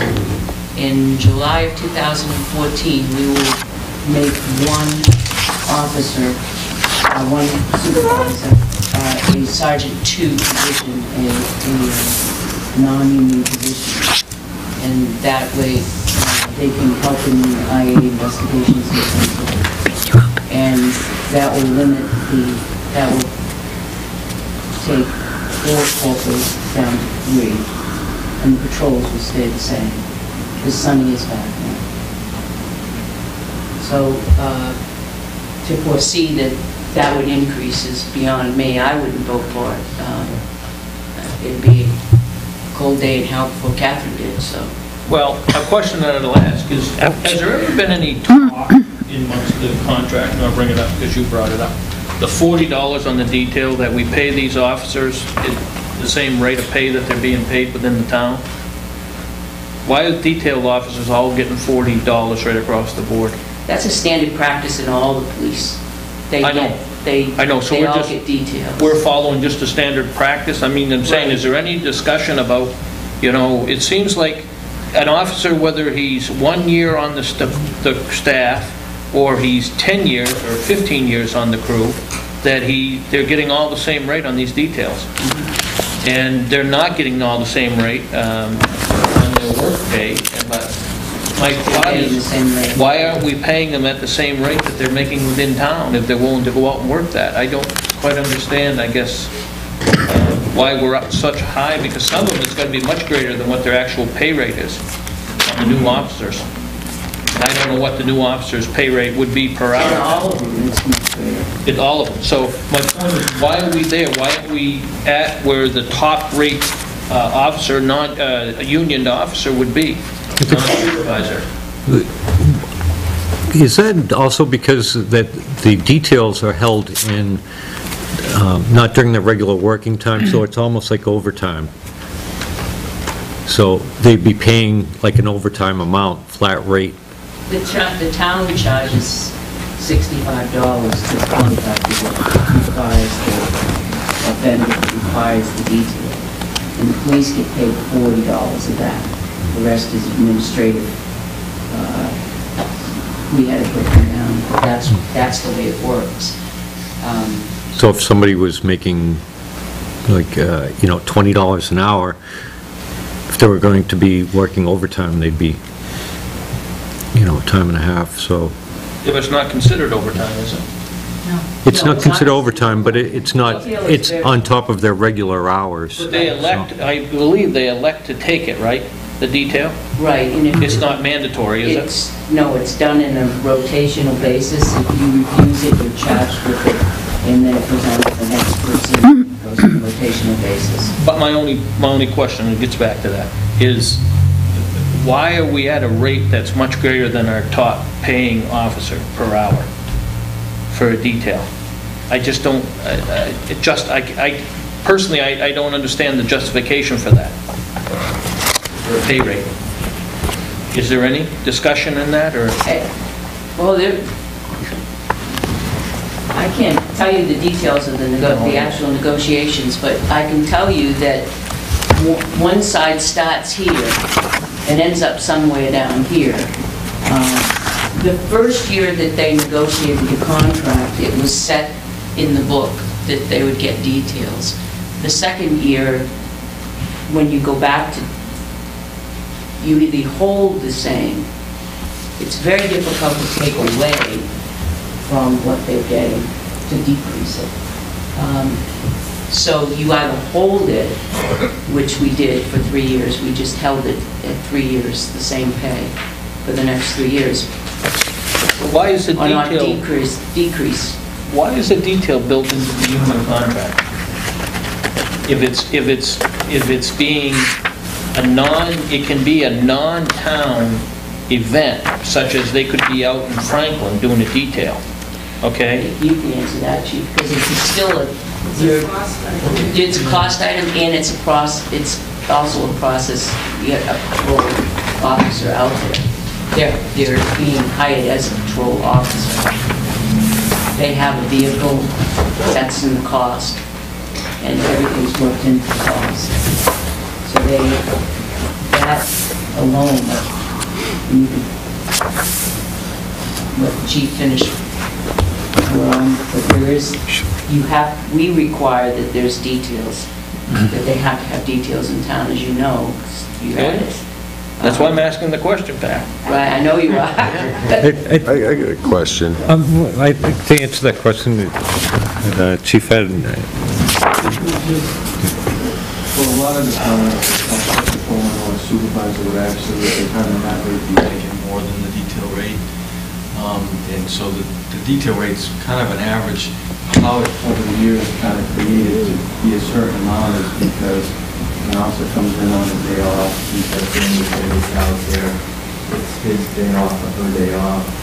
So, you know, sometimes the child care will cost what they're getting to come in. I know that if looking around the state, our detail rate's probably on the lower scale, and somewhere a lot of departments in this area pay much more, a higher detail rate, and that was something that the board negotiated to try and keep it level over the 3 years, and the union agreed to that. But I think if you get officers and supervisors wages, in many cases on many departments, a top step patrolman or a supervisor would actually, if you were to pay them time and a half, would be making more than the detail rate. So ours is kind of like somewhere in the lower half, I guess, statewide. But it seems like a lot, but if they're coming in for 4 hours, gas and childcare, it can almost end up being a wash for them. Then it becomes a challenge for us to get them to come in to fill them. So I'm telling contractors coming in town, hey, you have to hire a detail. And then we're calling everybody, and no, it's really not working. They come in and they get some off out there, come off again. So that's how it's evolved over the years. I know there were some departments that did pay the detail rate by time on the job and the amount they paid, and then they found themselves, you know, paying a supervisor $80 an hour to come in. So that doesn't work either. So you try to find what's going to work for everybody, regardless of what they make. I don't know if that helps, Scott. It does, but it seems like you talk about equal of overtime rate, but it's voluntary, you said, for them to come in and to do a detail, right? It's not mandatory. It's not. It just becomes a struggle for us to build them. They can all say no to a fair amount to come in. it's kind of, if you already did your 40 hours, you know, do you want your time off? And or can we give you more money to, you know. Stan had a question? I just have a question as to how we were discussing Article 7, and it became about detail. Article 7 is about the collective bargaining agreement for full salaries, all their salaries, right? It's cost items. In the agreement, there's $40 for detail. That's how it came out. Oh, okay. Yeah, it's going to... Just two quick questions. And what comment I would have for it is just by that breakdown, if those percentages are accurate, so for the rest of 2014, they would be looking at a 2.3% raise. Next year, 4.4%, 1.6%, and then less than 1%. So there's a good chance that if they sign that, they would actually, with inflation, level out, if not be doing worse. The union signed this, the selectmen signed it, it's up to the town to vote. Correct me if I'm wrong, it seems like the town's getting a good deal on this. Be honest with us, Chief, are our officers now at the average for our size town in New Hampshire, above average, below average? No, about average, for our departments, we pay more than us. We try to pay them enough to hold on to them. Yeah. That's the state workers. Yeah. State workers are way up. Depends on what The state side of workers are overpaid? Looking at it. And that's what I'm saying to myself, is we can lock in the police department for 4 years, 3.5 years at less than 5%. I have a tough time locking in my employees at work for less than 5%. So unless they're, way above average, my opinion. Any more comments on that one article? Go ahead. Chief, do we currently have in the CBA any kind of language regarding uniform repair or cleaning, and is there a cost that's picked up by the department, and has that changed? The second question I have, so I'll give you them both to you quickly, with the complement of officers we now have pretty much full when everything does get back together, because you still have one officer that's still in transition, is there a thought about increasing training hours for your online staff that will be less of a cost to the town, because now that you can have more flexibility in your scheduling? If you just repeat that first part of the question again. The first part of the question is, within the contract, is there a uniform replacement and cleaning condition, and what is that cost, and has that increased or stayed about the same? Stayed about the same. Stayed about the same. There's been a slight increase in the uniform cost, for the most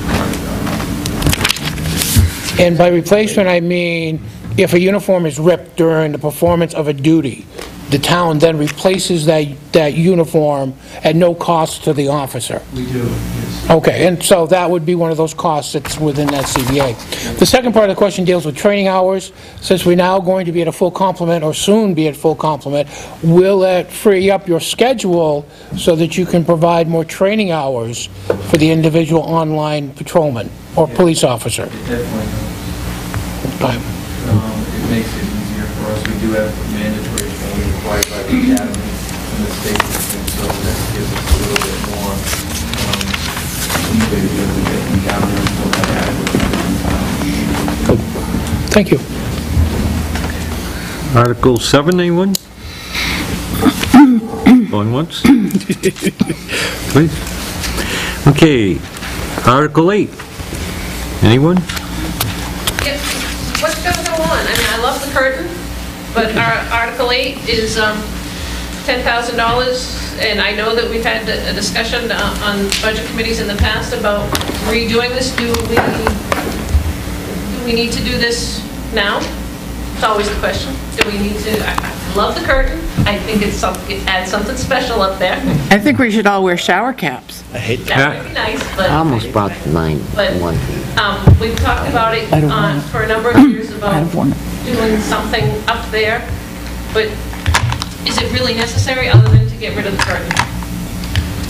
Okay, the Budget Committee can't answer that, because we just got the thing, so I'm going to defer to one of the selectmen to answer that question. It was a question, right? Yeah, exactly. Okay. Do we really need to do this now? $10,000 for, and why is it $10,000 to, take down the curtain?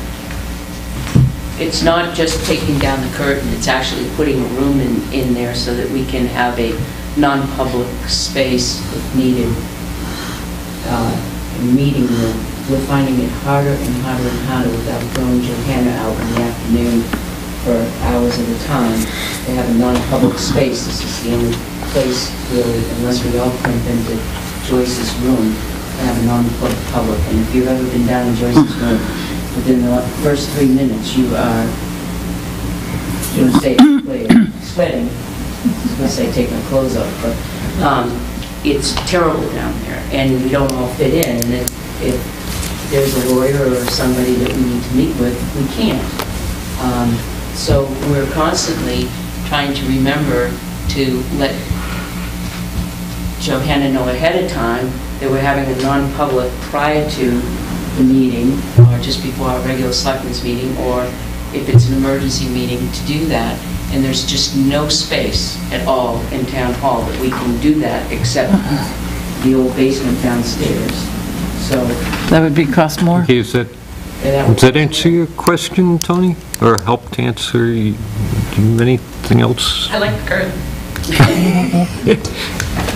Okay. we'll donate it to you. Scott? Two No, concerns. we're doing mine. The first concern I have is how is the handicap going to get up on there? If you construct that, this building's handicap accessible. If you put a room up there, whether you're having non-public or not, you have to make it handicap accessible Can they to the get, public. So how's the public going to get up there? In 14 years, It doesn't matter, Captain. in 14 years, we have never had a handicapped person attend a non-public meeting. If we did have a handicapped person, then we would, for that exception, have to make, meet down here and have that employee, Johanna, leave the room and stop her work. Okay, then I'll say another option. Why isn't it considered to put a wall up downstairs in the old meeting room, to put a door up that would block that off, that you could shut a door, to have an area that you could shut off that would be the old meeting area downstairs? Because the planning board and zoning board often have meetings where there's standing room only. They could still, they'd still have the meeting, they could keep the door open. And then the people in the hallway, how would they see or hear the meeting? Plus, you have the town clerk accessing the... Back and forth to the safe. Getting records out. That's an issue. And you also have the lift there, so you'd have to move that wall into the room further, which would further reduce the size of that meeting room. Does that answer your question, Scott? Or? I was more concerned about the ADA because I know we dealt with in the water district. We had to put a bathroom in, no one's ever used it handicap, but yet we still had to do it. I have a question. Wouldn't it be more cost-effective and more useful to use this room as the private and public and relocate Johanna? There isn't there isn't another, we'd have to build an office for her. There is not a vacant office in town hall. Size of her office? That's all, I don't know, yeah. That's the sewer commission's area, Right. all of that. It would be more cost effective to build it and put some, heat and a table up there. We already have a table, but put that and block that off, and you just go up there and not bother anybody. And use it for other, if it needed to be. Sometimes there's 3 meetings going on at one time. Supervising the checklist are always in the, not always, but sometimes in Cindy's room, they can come up and use that room as well. The welfare, they have more than one person in her little office.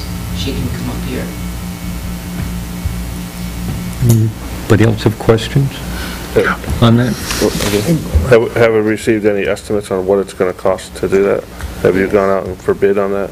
We've gone out for budgetary estimates, not for bid. What are those estimates coming at? The low was 8,000, but that didn't include electrical or heat, which we would contract out for. And the very high was 22, that was the Taj Mahal. Hopefully we're not going to do that. No, that was crazy. Yeah, but they take money out of another- No, that was crazy. Does that answer your question, Wayne? Scott had a legitimate question. Okay, Scott actually had a legitimate concern about ADA and the ability for the disabled to be in a non-public session. I would just ask the select board to at least think about that issue when they come to design that room, if we decide to fund it, that we are ahead of the curve instead of behind the curve regards to that, because there will be a situation when there is a meeting here and someone is disabled, needs to go into a non-public session, and then we've got problems. So if we're looking proactively, as Scott is looking at, that's something I think we could at least investigate. That would add a lot to the expense of it. Yeah, and that's my concern, Catherine. Anybody else question up here? I'm going to voice a couple of my questions. I think when we enter into the town hall, there's a date above the door, 1870 or something. How is it that the selectmen have always had meetings since then without the need of a public, a private space? Recently, in the past few years, we've changed the meeting time to afternoons. And if we were to go back to having the meetings at 5 o'clock where it's more accessible, Johanna wouldn't be here and this whole space would be free. The next question I had is I asked for copies of plans and what the scope of this project is. And like I said, we don't know, are we putting in, a proper ceiling? The other thing is sprinklers. If, is it required to have sprinklers? Not required. And I've asked for all this stuff to be provided, copies of estimates. The other thing is electricity. We also have to install perhaps some IT equipment, copier, all those things. Ventilation's very important if you have a closed room. Fans. We know that this floor is capable of supporting all of that stuff. Yes. We have handicap accessible is another Not question necessary. on it. So all those things, to say, come up with a number, $10,000, it seems like it possibly, let's say it's over 10,000. What, is this the top amount to completely outfit that room? Or will the money be taken from another? So address the why all of a sudden we need to have public first. If anybody can. Why it can't be after 5? I can tell you, just in the last 5 years, I mean, you can look at it, just the lawsuits alone, and meeting with the lawyers. I mean, in 1870, they didn't have that, I'm sure. But if you take a look at what we've done as a board in the last 5 years, in our legal line, in the last 5 years, you can see that we are on board a lot with meetings and so on and so forth with legal. And that happens quite a bit.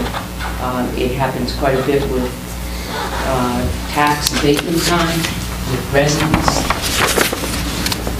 And whether that's at 5 o'clock at night or 4 o'clock in the afternoon when the time is. We're going to pay more if a lawyer comes at 5 o'clock at night than we are going to pay if it's within an 8 to 5. So we come in, it's a board that's more accessible, the next board might not be more accessible. We'll go back to the 5 o'clock or 4 o'clock time, and we'll stay later to the midnight or 11 o'clock. It doesn't matter what times we start. It's much more cost effective to have meetings with the lawyers during their time instead of paying them out of office times to come up here in the evening to meet with us on things that have to be done.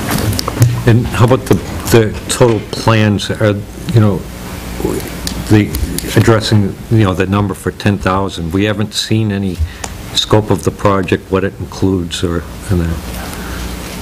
is that all going, the total cost, or will other monies be directed into it from other lines? No, they're not being directed from other lines. The project, there are no designs. We didn't pay anybody to engineer it. It's very simple. Build a wall across there. When did? Sheetrock. Tim would like it to be white so that people can project movies off of it. Presentations. We don't need a new ceiling. We don't need a new floor. They have to put in electrical. There's very little electrical up there. That would include fans and overhead lights. The heat, the radiators are like these up there. Sometime in the past decade or two, they were disconnected. I did look at them yesterday. There are returns and supply lines. We have a heating fellow that's trying to trace those to find out where they're disconnected, probably somewhere in the basement. But those will have to be hooked up. That's just that simple. There's no fluff, there's no extras. It's just a room with a table and chairs. And we don't need a copier in there. We have a copier right there. He will run, I mean, the line's right there for computer, you can see there's one right there, so he'll just extend the line into there. Most of it is the electrical and the heat. Smoke and fire detectors are already... We don't need sprinklers. Do you have Tim's? Yeah, that's Tim's. When did we start getting these estimates? When did this start? We have estimates from last year, we have estimates from a couple of months ago. We're in the process of writing an actual RFP, which we'll send out to numerous contractors to bid on. Yeah, and that's where the concern comes. It's bare bones, it's the minimum. Our estimates are 8,000 to 10,000. Well, estimates become bids. Bids get higher than the estimate. And then, because the RFP that isn't written yet and we're not voting on, suddenly, well, now a projector we want to put in there, and then, just to save money and be more efficient with the lawyers, well, let's put a 50-inch TV in there and then estimates and bare bones quickly gets bigger once the taxpayers write the check. I actually think you'll see that probably go down a little bit. Well, that's what I'm saying, is we present it to this board, we present it to the taxpayers as bare bones, simple, these are our estimates. And then once you say okay and write that check, and then once you say yes, okay, I'll let you do it, well, now the RFP is going to be written. Well, what's going to be added to it? And that's what I think a member of the community asked is, well, now is handicap going to be added to it? No. Now is this going to be added to it? Now is that going to be No. added to it? I don't think you Bare can add bones. to it if it states on here what it's for. It'd be very difficult to make it ADA compliant up there. There's a stairway that goes down and the stairway that goes up. John, can I ask a question? Sure. With our history of this town, with failure for compliance for ADA, I'd be very skeptical for the amount of money that we spent out of taxpayers' dollars to settle lawsuits because we didn't plow a sidewalk in the history. I'd be very scared that we were going to do something that didn't provide ADA compliance because we didn't do something out there, and the townspeople, not only insurance company paid great, we paid great out of our tax dollars to settle that lawsuit. So I'd be very concerned to say we're not going to have some ADA on the record. But we are not required to. If we can accommodate an Because we're not ADA required person to in a do non-public in this building, And it for costs us a the fortune. rare occasion it takes place, we don't have to you're going to spend, what are you going to do, put a lift in, or one of those power chairs up the Can I stairs? interrupt here? Comments and questions, if you have a question... I had the question so that I I don't want to get into a as a debate. As a taxpayer, because we have taken thousands of dollars out of this town to settle a lawsuit for failure to comply with ADA. And if you think that you want to be back in court with somebody that comes into this town hall that can't get access to an area, go ahead and do it. But I don't want you doing it on my tax dollar. That's what I'm saying. Jane? Yeah, I just want to make a comment. I think it will be up to whoever is holding a non-public meeting to decide where that meeting will be held. If someone who is handicapped is going to be at that meeting, I would think that that person would be, those persons would be smart enough to have it in a room accessible to handicapped people, which would be maybe downstairs in Heather's office or in Joyce's office. I don't think that what they're saying, what they're asking for is that any time they have a non-public meeting, that room would be used. If it's after 5 o'clock, there would be no reason to use that room. And as I say, I think we have to give the selectmen or whoever's having the non-public meeting enough credit to say that if a handicapped person was going to be present, they would not choose that room. That's all. And, Very short.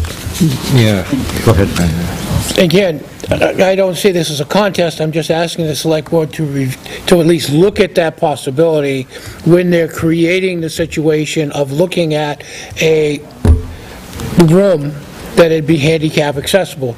It may not be feasible, money-wise, and that's okay, that's what comes back to us, that it's not feasible, but at the same time, at least the question Thanks was for coming, asked. Scott. Bye, Thank you. Scott. Thank you, committee. at least the question was asked, and at least the question was looked into, so that when someone comes to us, say, did you think about this, we can say, yes, we thought about it, and here's why we either decided to do it or not do it. And I think that's all I'm looking for. I'm not saying that this should be one of those things that is a deal breaker. It is one of those things that we should look at, though. And this might answer Okay, pretty good. if, any more comments on, because we're getting kind of late, we have to also vote on these. So, anything more on Article 8 from the public? Okay, I'm just going to run through them. Article 9, $15,000 to the Park Capital Reserve Fund. Any more comments from the public? All the rest of the warrant articles are Yep. year to year to year. Yep. Same amounts we put in every year to the capital reserve funds for various reasons. So, no, there's no more comments from the Okay. public. We've questioned all Thank the you, public. public audience, and they don't have any more questions regarding the warrant articles that they'd like addressed. So I think we're all set to... I just have one minor, and this is for Tim. Tim, could you give us balances for 9, 10, and 11? If you have them? You balances? What the balances are in Yeah. those? Yeah. In The island, the Island Park has 30,000, where is it? Has $30,034. 10 is highway equipment, that has $70,080 in it. And 11, roads, streets, bridges, has $286,325 in it. thank you, Tim. 286, what is it, was it, Tim? 325. Thank you. How about number 12, the recreation? The Parks Recreational Capital Reserve Fund has $29,110, and their revolving fund has 0. Is there, did we just have any? Now, the reevaluation fund is now 0 also, or is there money still in that fund? There's reval, we pay that, and it will be 0. It'll be 0. Okay, and this is that odd year that we're paying on? Which fund had 0? The Park None of Commission them. also has a revolving, Oh, that's right, okay. Yeah. Yeah, they But never, there's no money in haven't that used one. it yet. right. Okay, and I think we're all done with that, so we as the Budget Committee will proceed to vote on any of these articles. I guess we can try and start at the top if you want. And anybody that wishes to make a motion can go right ahead. I make a motion that we do recommend Article 2, to see if the town will vote and raise appropriate the sum of $2,700,065 to participate in the State of New Hampshire Department of Transportation municipally managed state highway and program to reconstruct the following roads, blah, blah, blah, blah.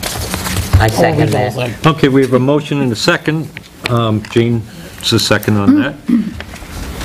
Any discussion? I live on Caliph Hill Road. This is my neighborhood, and I'm going to vote no on it. My thought, Comment, you know? anything else in that? It would improve the value of my house. If, for me personally, I had a selfish way of doing it, I would vote yes on this. It would probably improve my, and I still think it's just too much of an open check. Not enough. Anybody else? Am I making comments? I'm going to make a comment. I feel that there's not enough information, I'm going to vote no, provided to us for this, and I feel that the voters, when they make a decision on this, they look to us and what we decided on, and I can't give them the confidence that I've fully reviewed this. I'm not against it, but I don't have enough information, and I only got this yesterday, and just a little bit over 24 hours to look into it. I think it was presented too late, so I'm going to vote no. Yeah, I'm going to vote yes on it because, number one, I come to almost all selectmen's meetings, and I have been here when the DOT has been here to make presentations.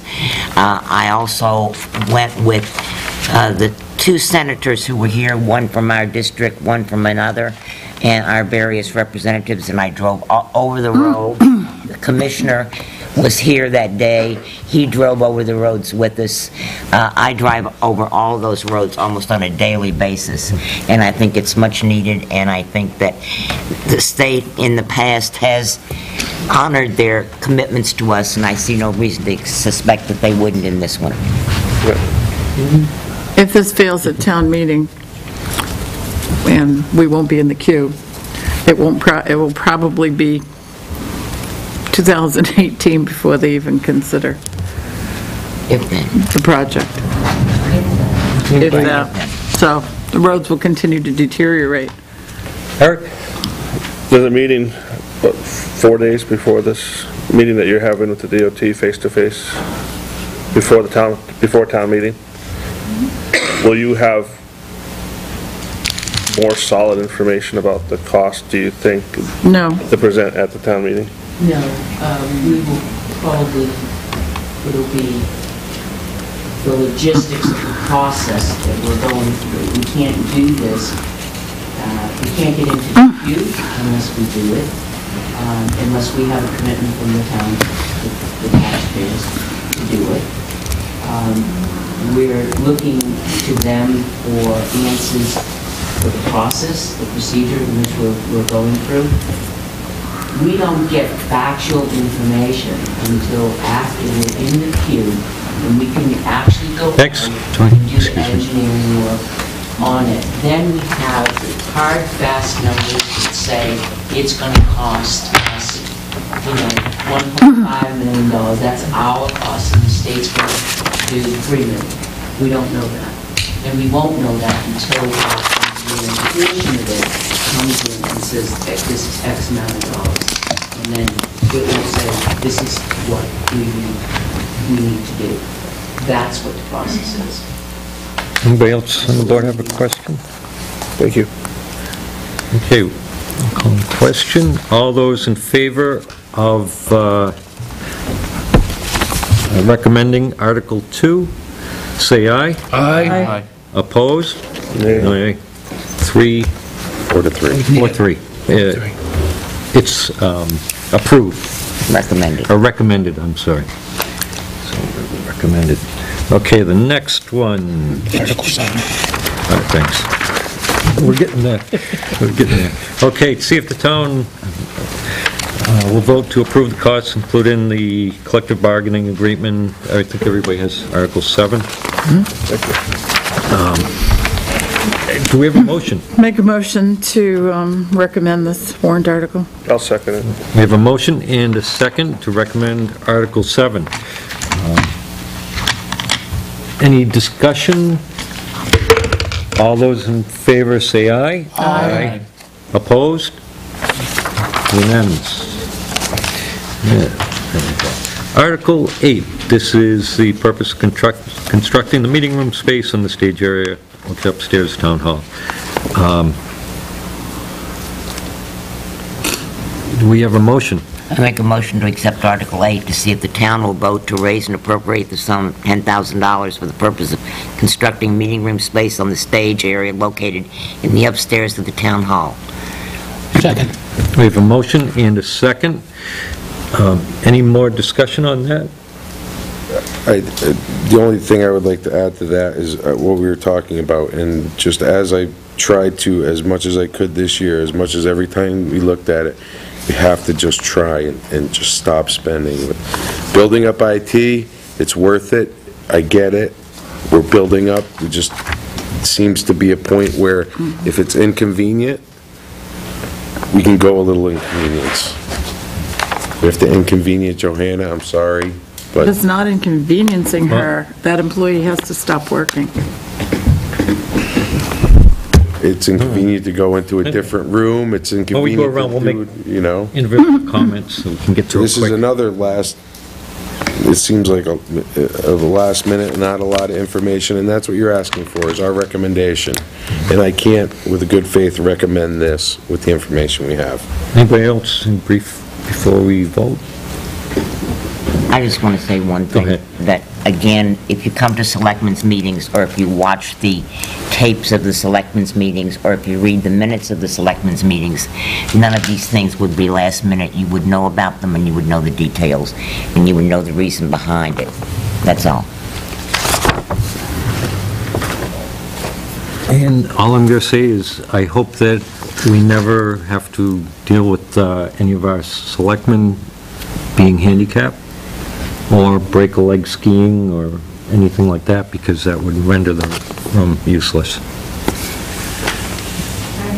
And all those in favor of recommending the appropriation of $10,000 for Article 8, say aye. Aye. Opposed? No. Nay. 1, 2, 4 to 3. 4, 3. Does not That pass. one is not recommended.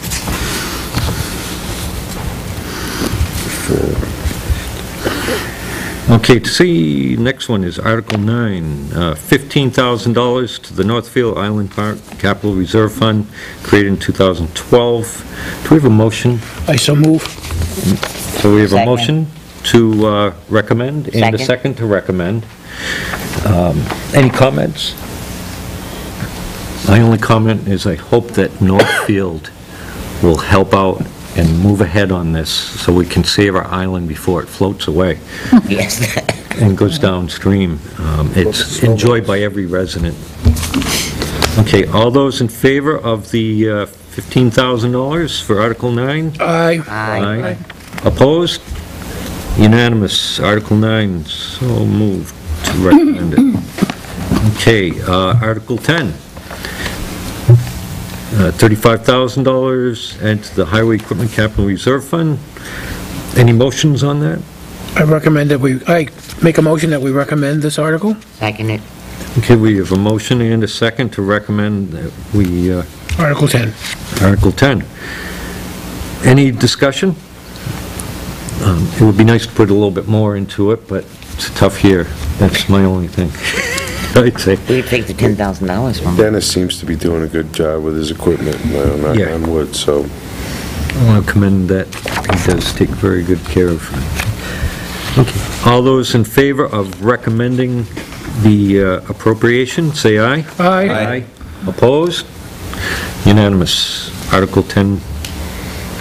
Moving on. Article 11. I'll make a motion that we recommend Article 11. A motion Second. from Eric and a second from Wayne.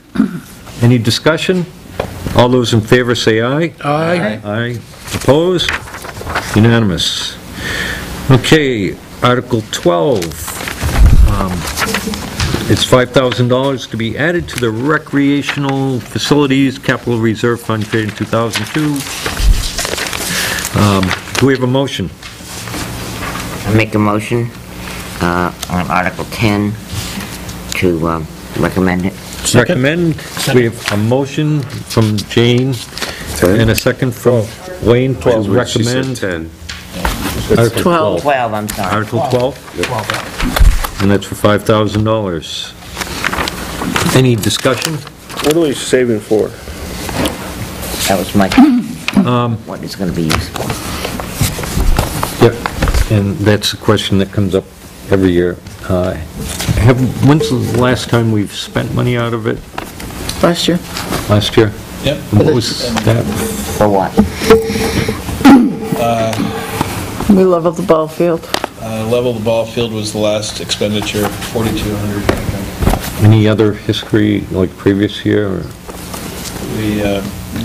There were other monies taken out for the sprinkler system at Riverfront Park, for the pump at the ball field in prior years, that sort of thing. My only question, I think we have somebody from, is this under the Recreation Department to spend it, or? Park the commissioners, selectmen? the park commissioners are the agents.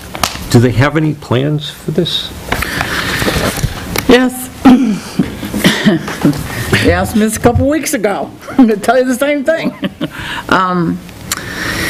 A backstop for the 132 ball field so they can play the bat games, what are they, baseball, softball? Stickball. Stickball games, is that what it's called? Little League. Well, those things. Calvert game. That requires a backstop fence. If Little League were to practice there, Or next week. they'd have to put Not watch the Olympics. an outfield fence. If that were to happen, they'd have to put one in that's removable because of the football. We've had requests from citizens to update the playground equipment in Riverfront Park. We've been told it's antique equipment because it's only swings and slides.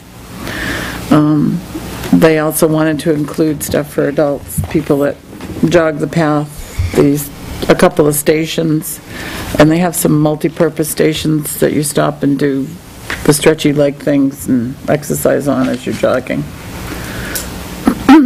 That's what their plans are for next year. So I'm assuming that you think, what are your thoughts of the 5,000 from recreation? Can we get by without it, or? It depends on if you want to improve the recreation for the young people in town or not. I mean, that's really all it matters. If we don't do anything next year, it's not critical. But, I mean, my personal feeling is there's really very little that a young person can do in Tilton to entertain themselves. Yes, my only concern is we increased the Parks and Recreational budget this year by, I don't know, what's about $5,000? And why wasn't some of this stuff included within that budget? I mean, we're looking at security cameras, we're looking at mowing, we're looking at plucking grass, or plucking weeds from whatever we're calling it, an arborist. Because the capital reserve fund If I could, just let me finish, please. Well, it's an easy answer. Excuse me? You will, I just wanted to finish it. Go ahead, I'm sorry. I'm saying that we already increased their budget, so, I mean, that, certainly there could be more planning involved in that. If there's equipment or facilities that need to be replaced, that could be taken in within their operational budget. maybe, Catherine, can you define the capital- difference between this fund and why it can't come out of the operating budget from the park? Well, the capital reserve fund was specifically created to develop new recreation. It cannot be used for general maintenance. It can only be used for recreation. The budget that the park commissioners create is for maintenance.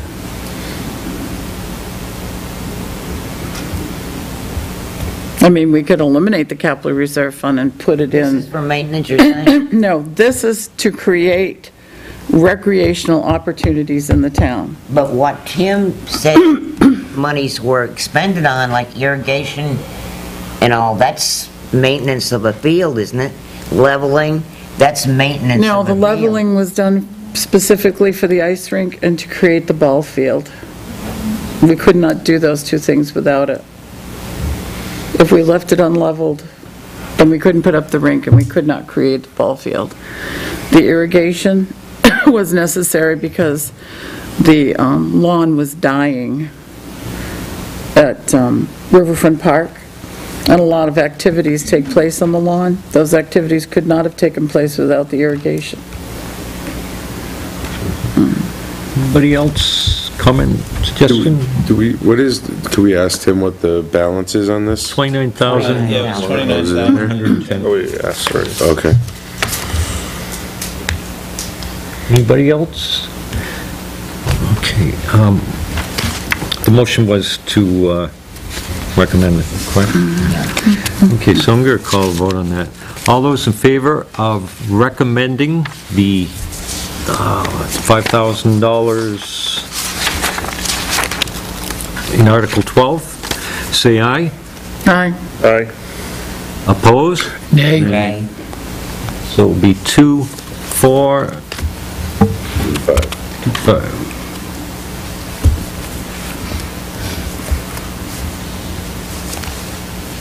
Do not. Okay, Article 13, $20,000 add to reevaluation capital reserve fund, creating 2002. That's pretty I move that standard. we recommend. I'll second it. Okay, so we have Wayne recommended and Eric seconded. Any discussion? All those in favor say aye. Aye. Opposed? So moved. Number 13. I love my And milfoil. we're getting down to the bottom here. Article 14. Improvements, maintenance, capital reserve fund, created in 2007 for milfoil, $1,500. I make a motion to accept, to recommend Article 14, appropriate $1,500 for lake improvement, milfoil. I'll second it. A motion and a second, and being on the Conservation Commission, I can also say that it's been used and people are going for it, and I think Silver Lake has some plans to try and utilize those funds to combat and save our lakes from disappearing, and therefore our taxes that these shorefront properties give us. But anyway, I think... When was the last time they came before the Conservation Commission? Last year. Did they come last year? Yeah, and they're building a boat for... They built it, yeah. I mean, this kind of talking about Building a boat. Yeah, that's what you do in New Hampshire. Something maybe at town meeting. Okay, so I'm going to call the vote. All those in favor of recommending the Article 14, say aye. Aye. Opposed? So moved. Recommended. stomach sprawling, I'm hungry, let's go. Where was it? Down south? No, it was out Okay. Wyoming, kid built a 20-foot snowman. We don't have to, to not recommend what we recommended? Let's see, we get that. The other thing we have to do is, looking back at the budget, Scott pointed out a few things that should be changed in the line items, looking at number, I circled it here, the last page, 7 of 8, highway road construction, change that number I make a motion to change that number to $1. to $1. Seconded. A motion and a second to change that number $1, just to keep that line open. All those in favor say aye. Aye. Opposed? So moved. And We make a motion to hash those out instead of... I don't know if, do we have to make a motion? Because it's don't none need a of our motion. No, numbers, just- yeah. and it's none of your numbers. Just So, formatting.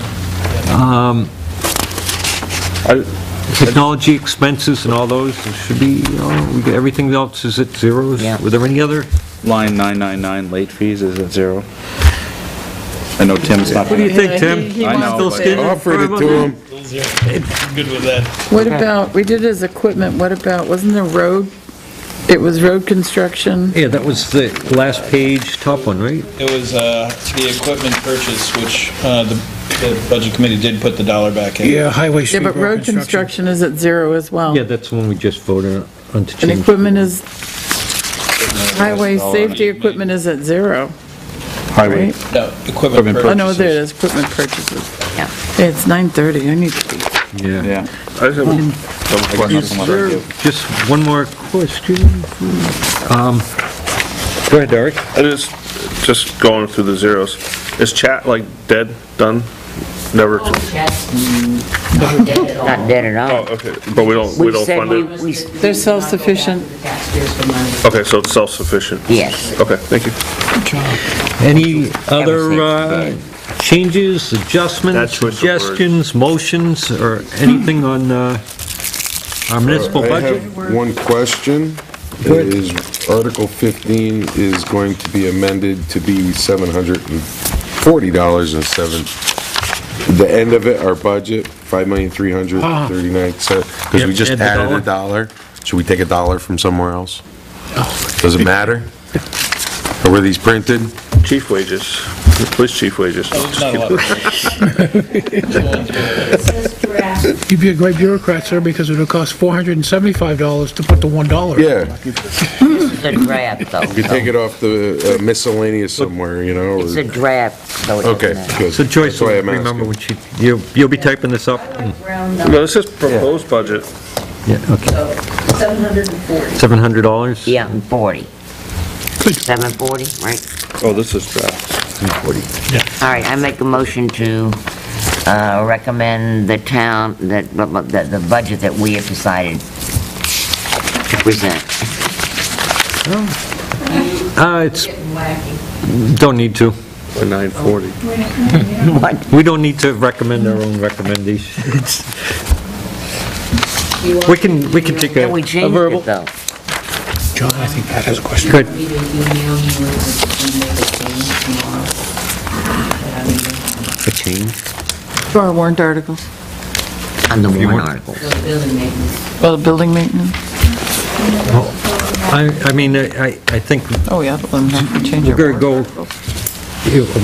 we'll ask everybody, is everybody comfortable with the numbers and everything we have in there? And you could bring it to the floor to change it, or? On which one? Building maintenance, we need the roof on, Senior Center. done. So we couldn't increase it after the public hearing. The public We cannot. hearing is to gather input, and then you, We cannot increase, it can only decrease. but you couldn't increase it after the second one. We can't, no. This is, This is the last one. yeah. Oh, that's right. So we can't increase it. is the last We're one. not allowed to. But we can go to the floor, at the town meeting and change it. Yeah. But Amend we can it. decrease it, This is or we can agree to swap any week. lines around. What's next? What do we do next? Or we just increased the budget by $1 after the public hearing. Mr. Chairman, I can say, I think we're in support of making sure that the roof doesn't leak and damage our building over there. Your new We're roof gonna looks, lose out all the thousands, our $20,000 turned into $100,000 grants and donations. And I don't really want to have our ceiling renovations ruined. Yeah, I think we all agree. Amend the budget at town meeting. I think Sandy had some input. Sandy? I just wanted to say something about your last budget meeting where you were going over your budget, and there was quite a lot of discussion about public works and whether they mowed or didn't mow and why weren't they mowing. And, I did a little research. I went through lots of minutes, both selectmen and parks, and I just wanted to let you know that what I found was the Public Works did do all the mowing through about 2010. At the end of 2010, the Select Board gave the Parks Commission the autonomy that they have today. And it was after that that they started putting bids out, and Highway bid too. But anyway, after 2010, pretty much they didn't do the parks. Public Works didn't, because awards were given to other companies. But they did continue with all the maintenance on the parks, and obviously they do the mowing on all the other town properties that aren't parks. So, to say that, not understanding last week why Public Works isn't doing all the mowing, the primary reason was because it started out when Riverfront was taken away from them and given to someone else, and then eventually they lost it all, other than they do the island, and they do like the police station and the round airs and other little bits of land, and of course, all the graveyard areas. But anyway, I wrote down some dates. I'll be happy to give each and every one of you one of these sheets. But it was, at first he was asked to bid on the jobs just like the others did. And the last, and his bids were compared, but the bids were given out to other people who had also bid the jobs. So it just, they didn't stop doing it because they didn't want to do it. And they have the equipment, and also the idea of the zero-turn mower came up. And, you know, the selectmen were approached by the park commissioners and asked to have the zero-turn mower because the zero-turn mower had been purchased for the idea of mowing the ball field. Well, it was used for that by Public Works until the ball field was awarded, well, they first were going to award it to someone else, and then they decided it would be cheaper if they used volunteers, and they wanted the use of the zero-turn mower. And it was at that meeting that Public Works came back and said, we would rather do the mowing because we know how to run the machine, and we have our own maintenance schedule, and it's cleaned after every job. And if he was afraid with volunteers that this would not be the case, and that the machine would be a lot better, it would be well maintained. But they did offer to do the job, and the only thing that they asked for is because that the mowing had been taken away from them, they did not have the money in their budget to do it. So they asked if they were going to do the mowing, that they have the money put into their budget for the gasoline and the maintenance and whatnot.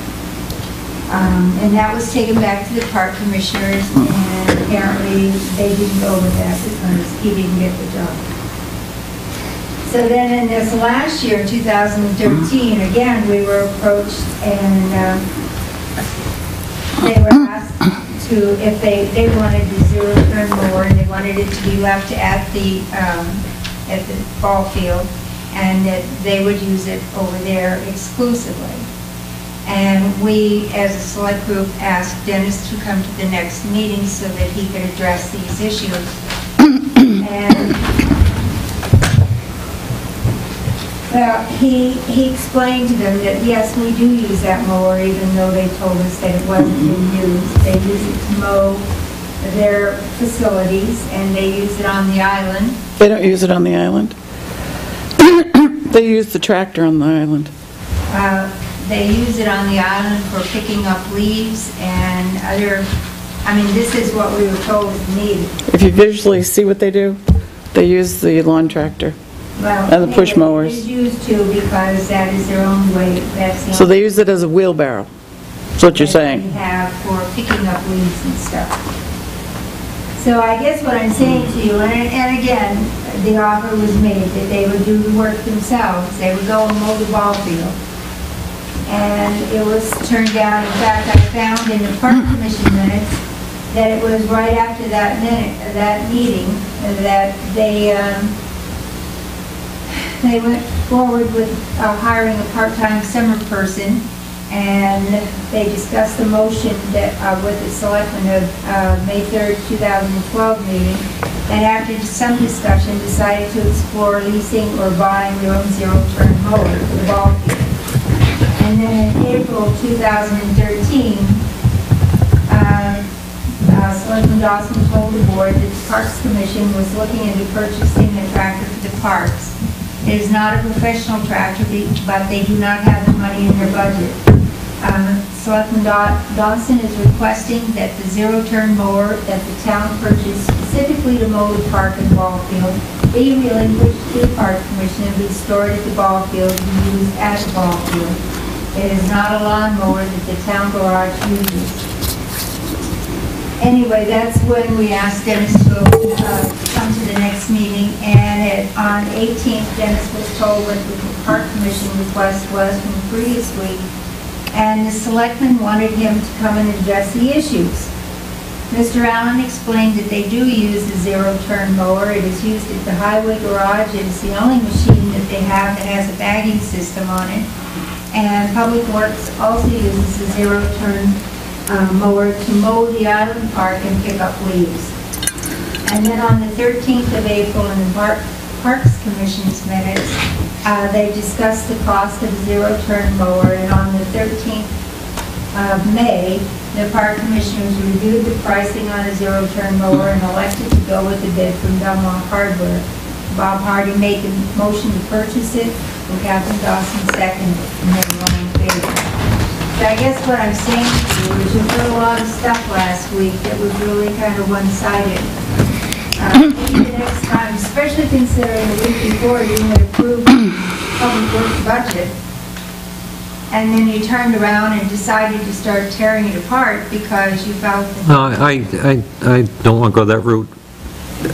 I don't want to accuse people of doing things or saying that they were retaliating or anything. But I appreciate you talking about and telling some of the history of, you know, where the mower came apart. And I think maybe next year we can look at possibly something that maybe we could get some, you know, outside the box, maybe we could get one person or hire summertime help or something that mows all the lawns in town. We've got enough lawns, we've got 2 different mowers, we've got all this stuff, and somebody doesn't want to. And we need to look at a solution for everybody instead of butting heads on it. And I think that would be a good thing to look for. Spring's right around the corner, and selectmen, budget committee, all of us. Try to figure it out. You know, I saw a lot of things. I think I spoke of street sweeping. Maybe we could have somebody that helps out, cleans the center of town, clean the street sweep every other week, and have somebody that goes through that's a handyman, You don't need mows to be lawns. sweeping up litter. But there's a lot of solutions, and One section down. I don't even want to go down the road if he said or she said or anything, but I really appreciate all the history, because nobody But it's not knows all. complete. Well, Yeah. and Oh, I have the whole... It's not complete. Yeah, I- Are you like I telling me said- that Dennis Allen didn't I'm sit at gonna- the selectmen's meeting and tell the park commissioners they weren't qualified I'm just going to ride a zero-turn lawnmower? I make a Catherine? motion, I make a Meeting motion adjourned. to adjourn. Yep. Motion. That we were not All qualified those to in ride favor? I that zero-turn lawnmower? He said he didn't want... He said we were not qualified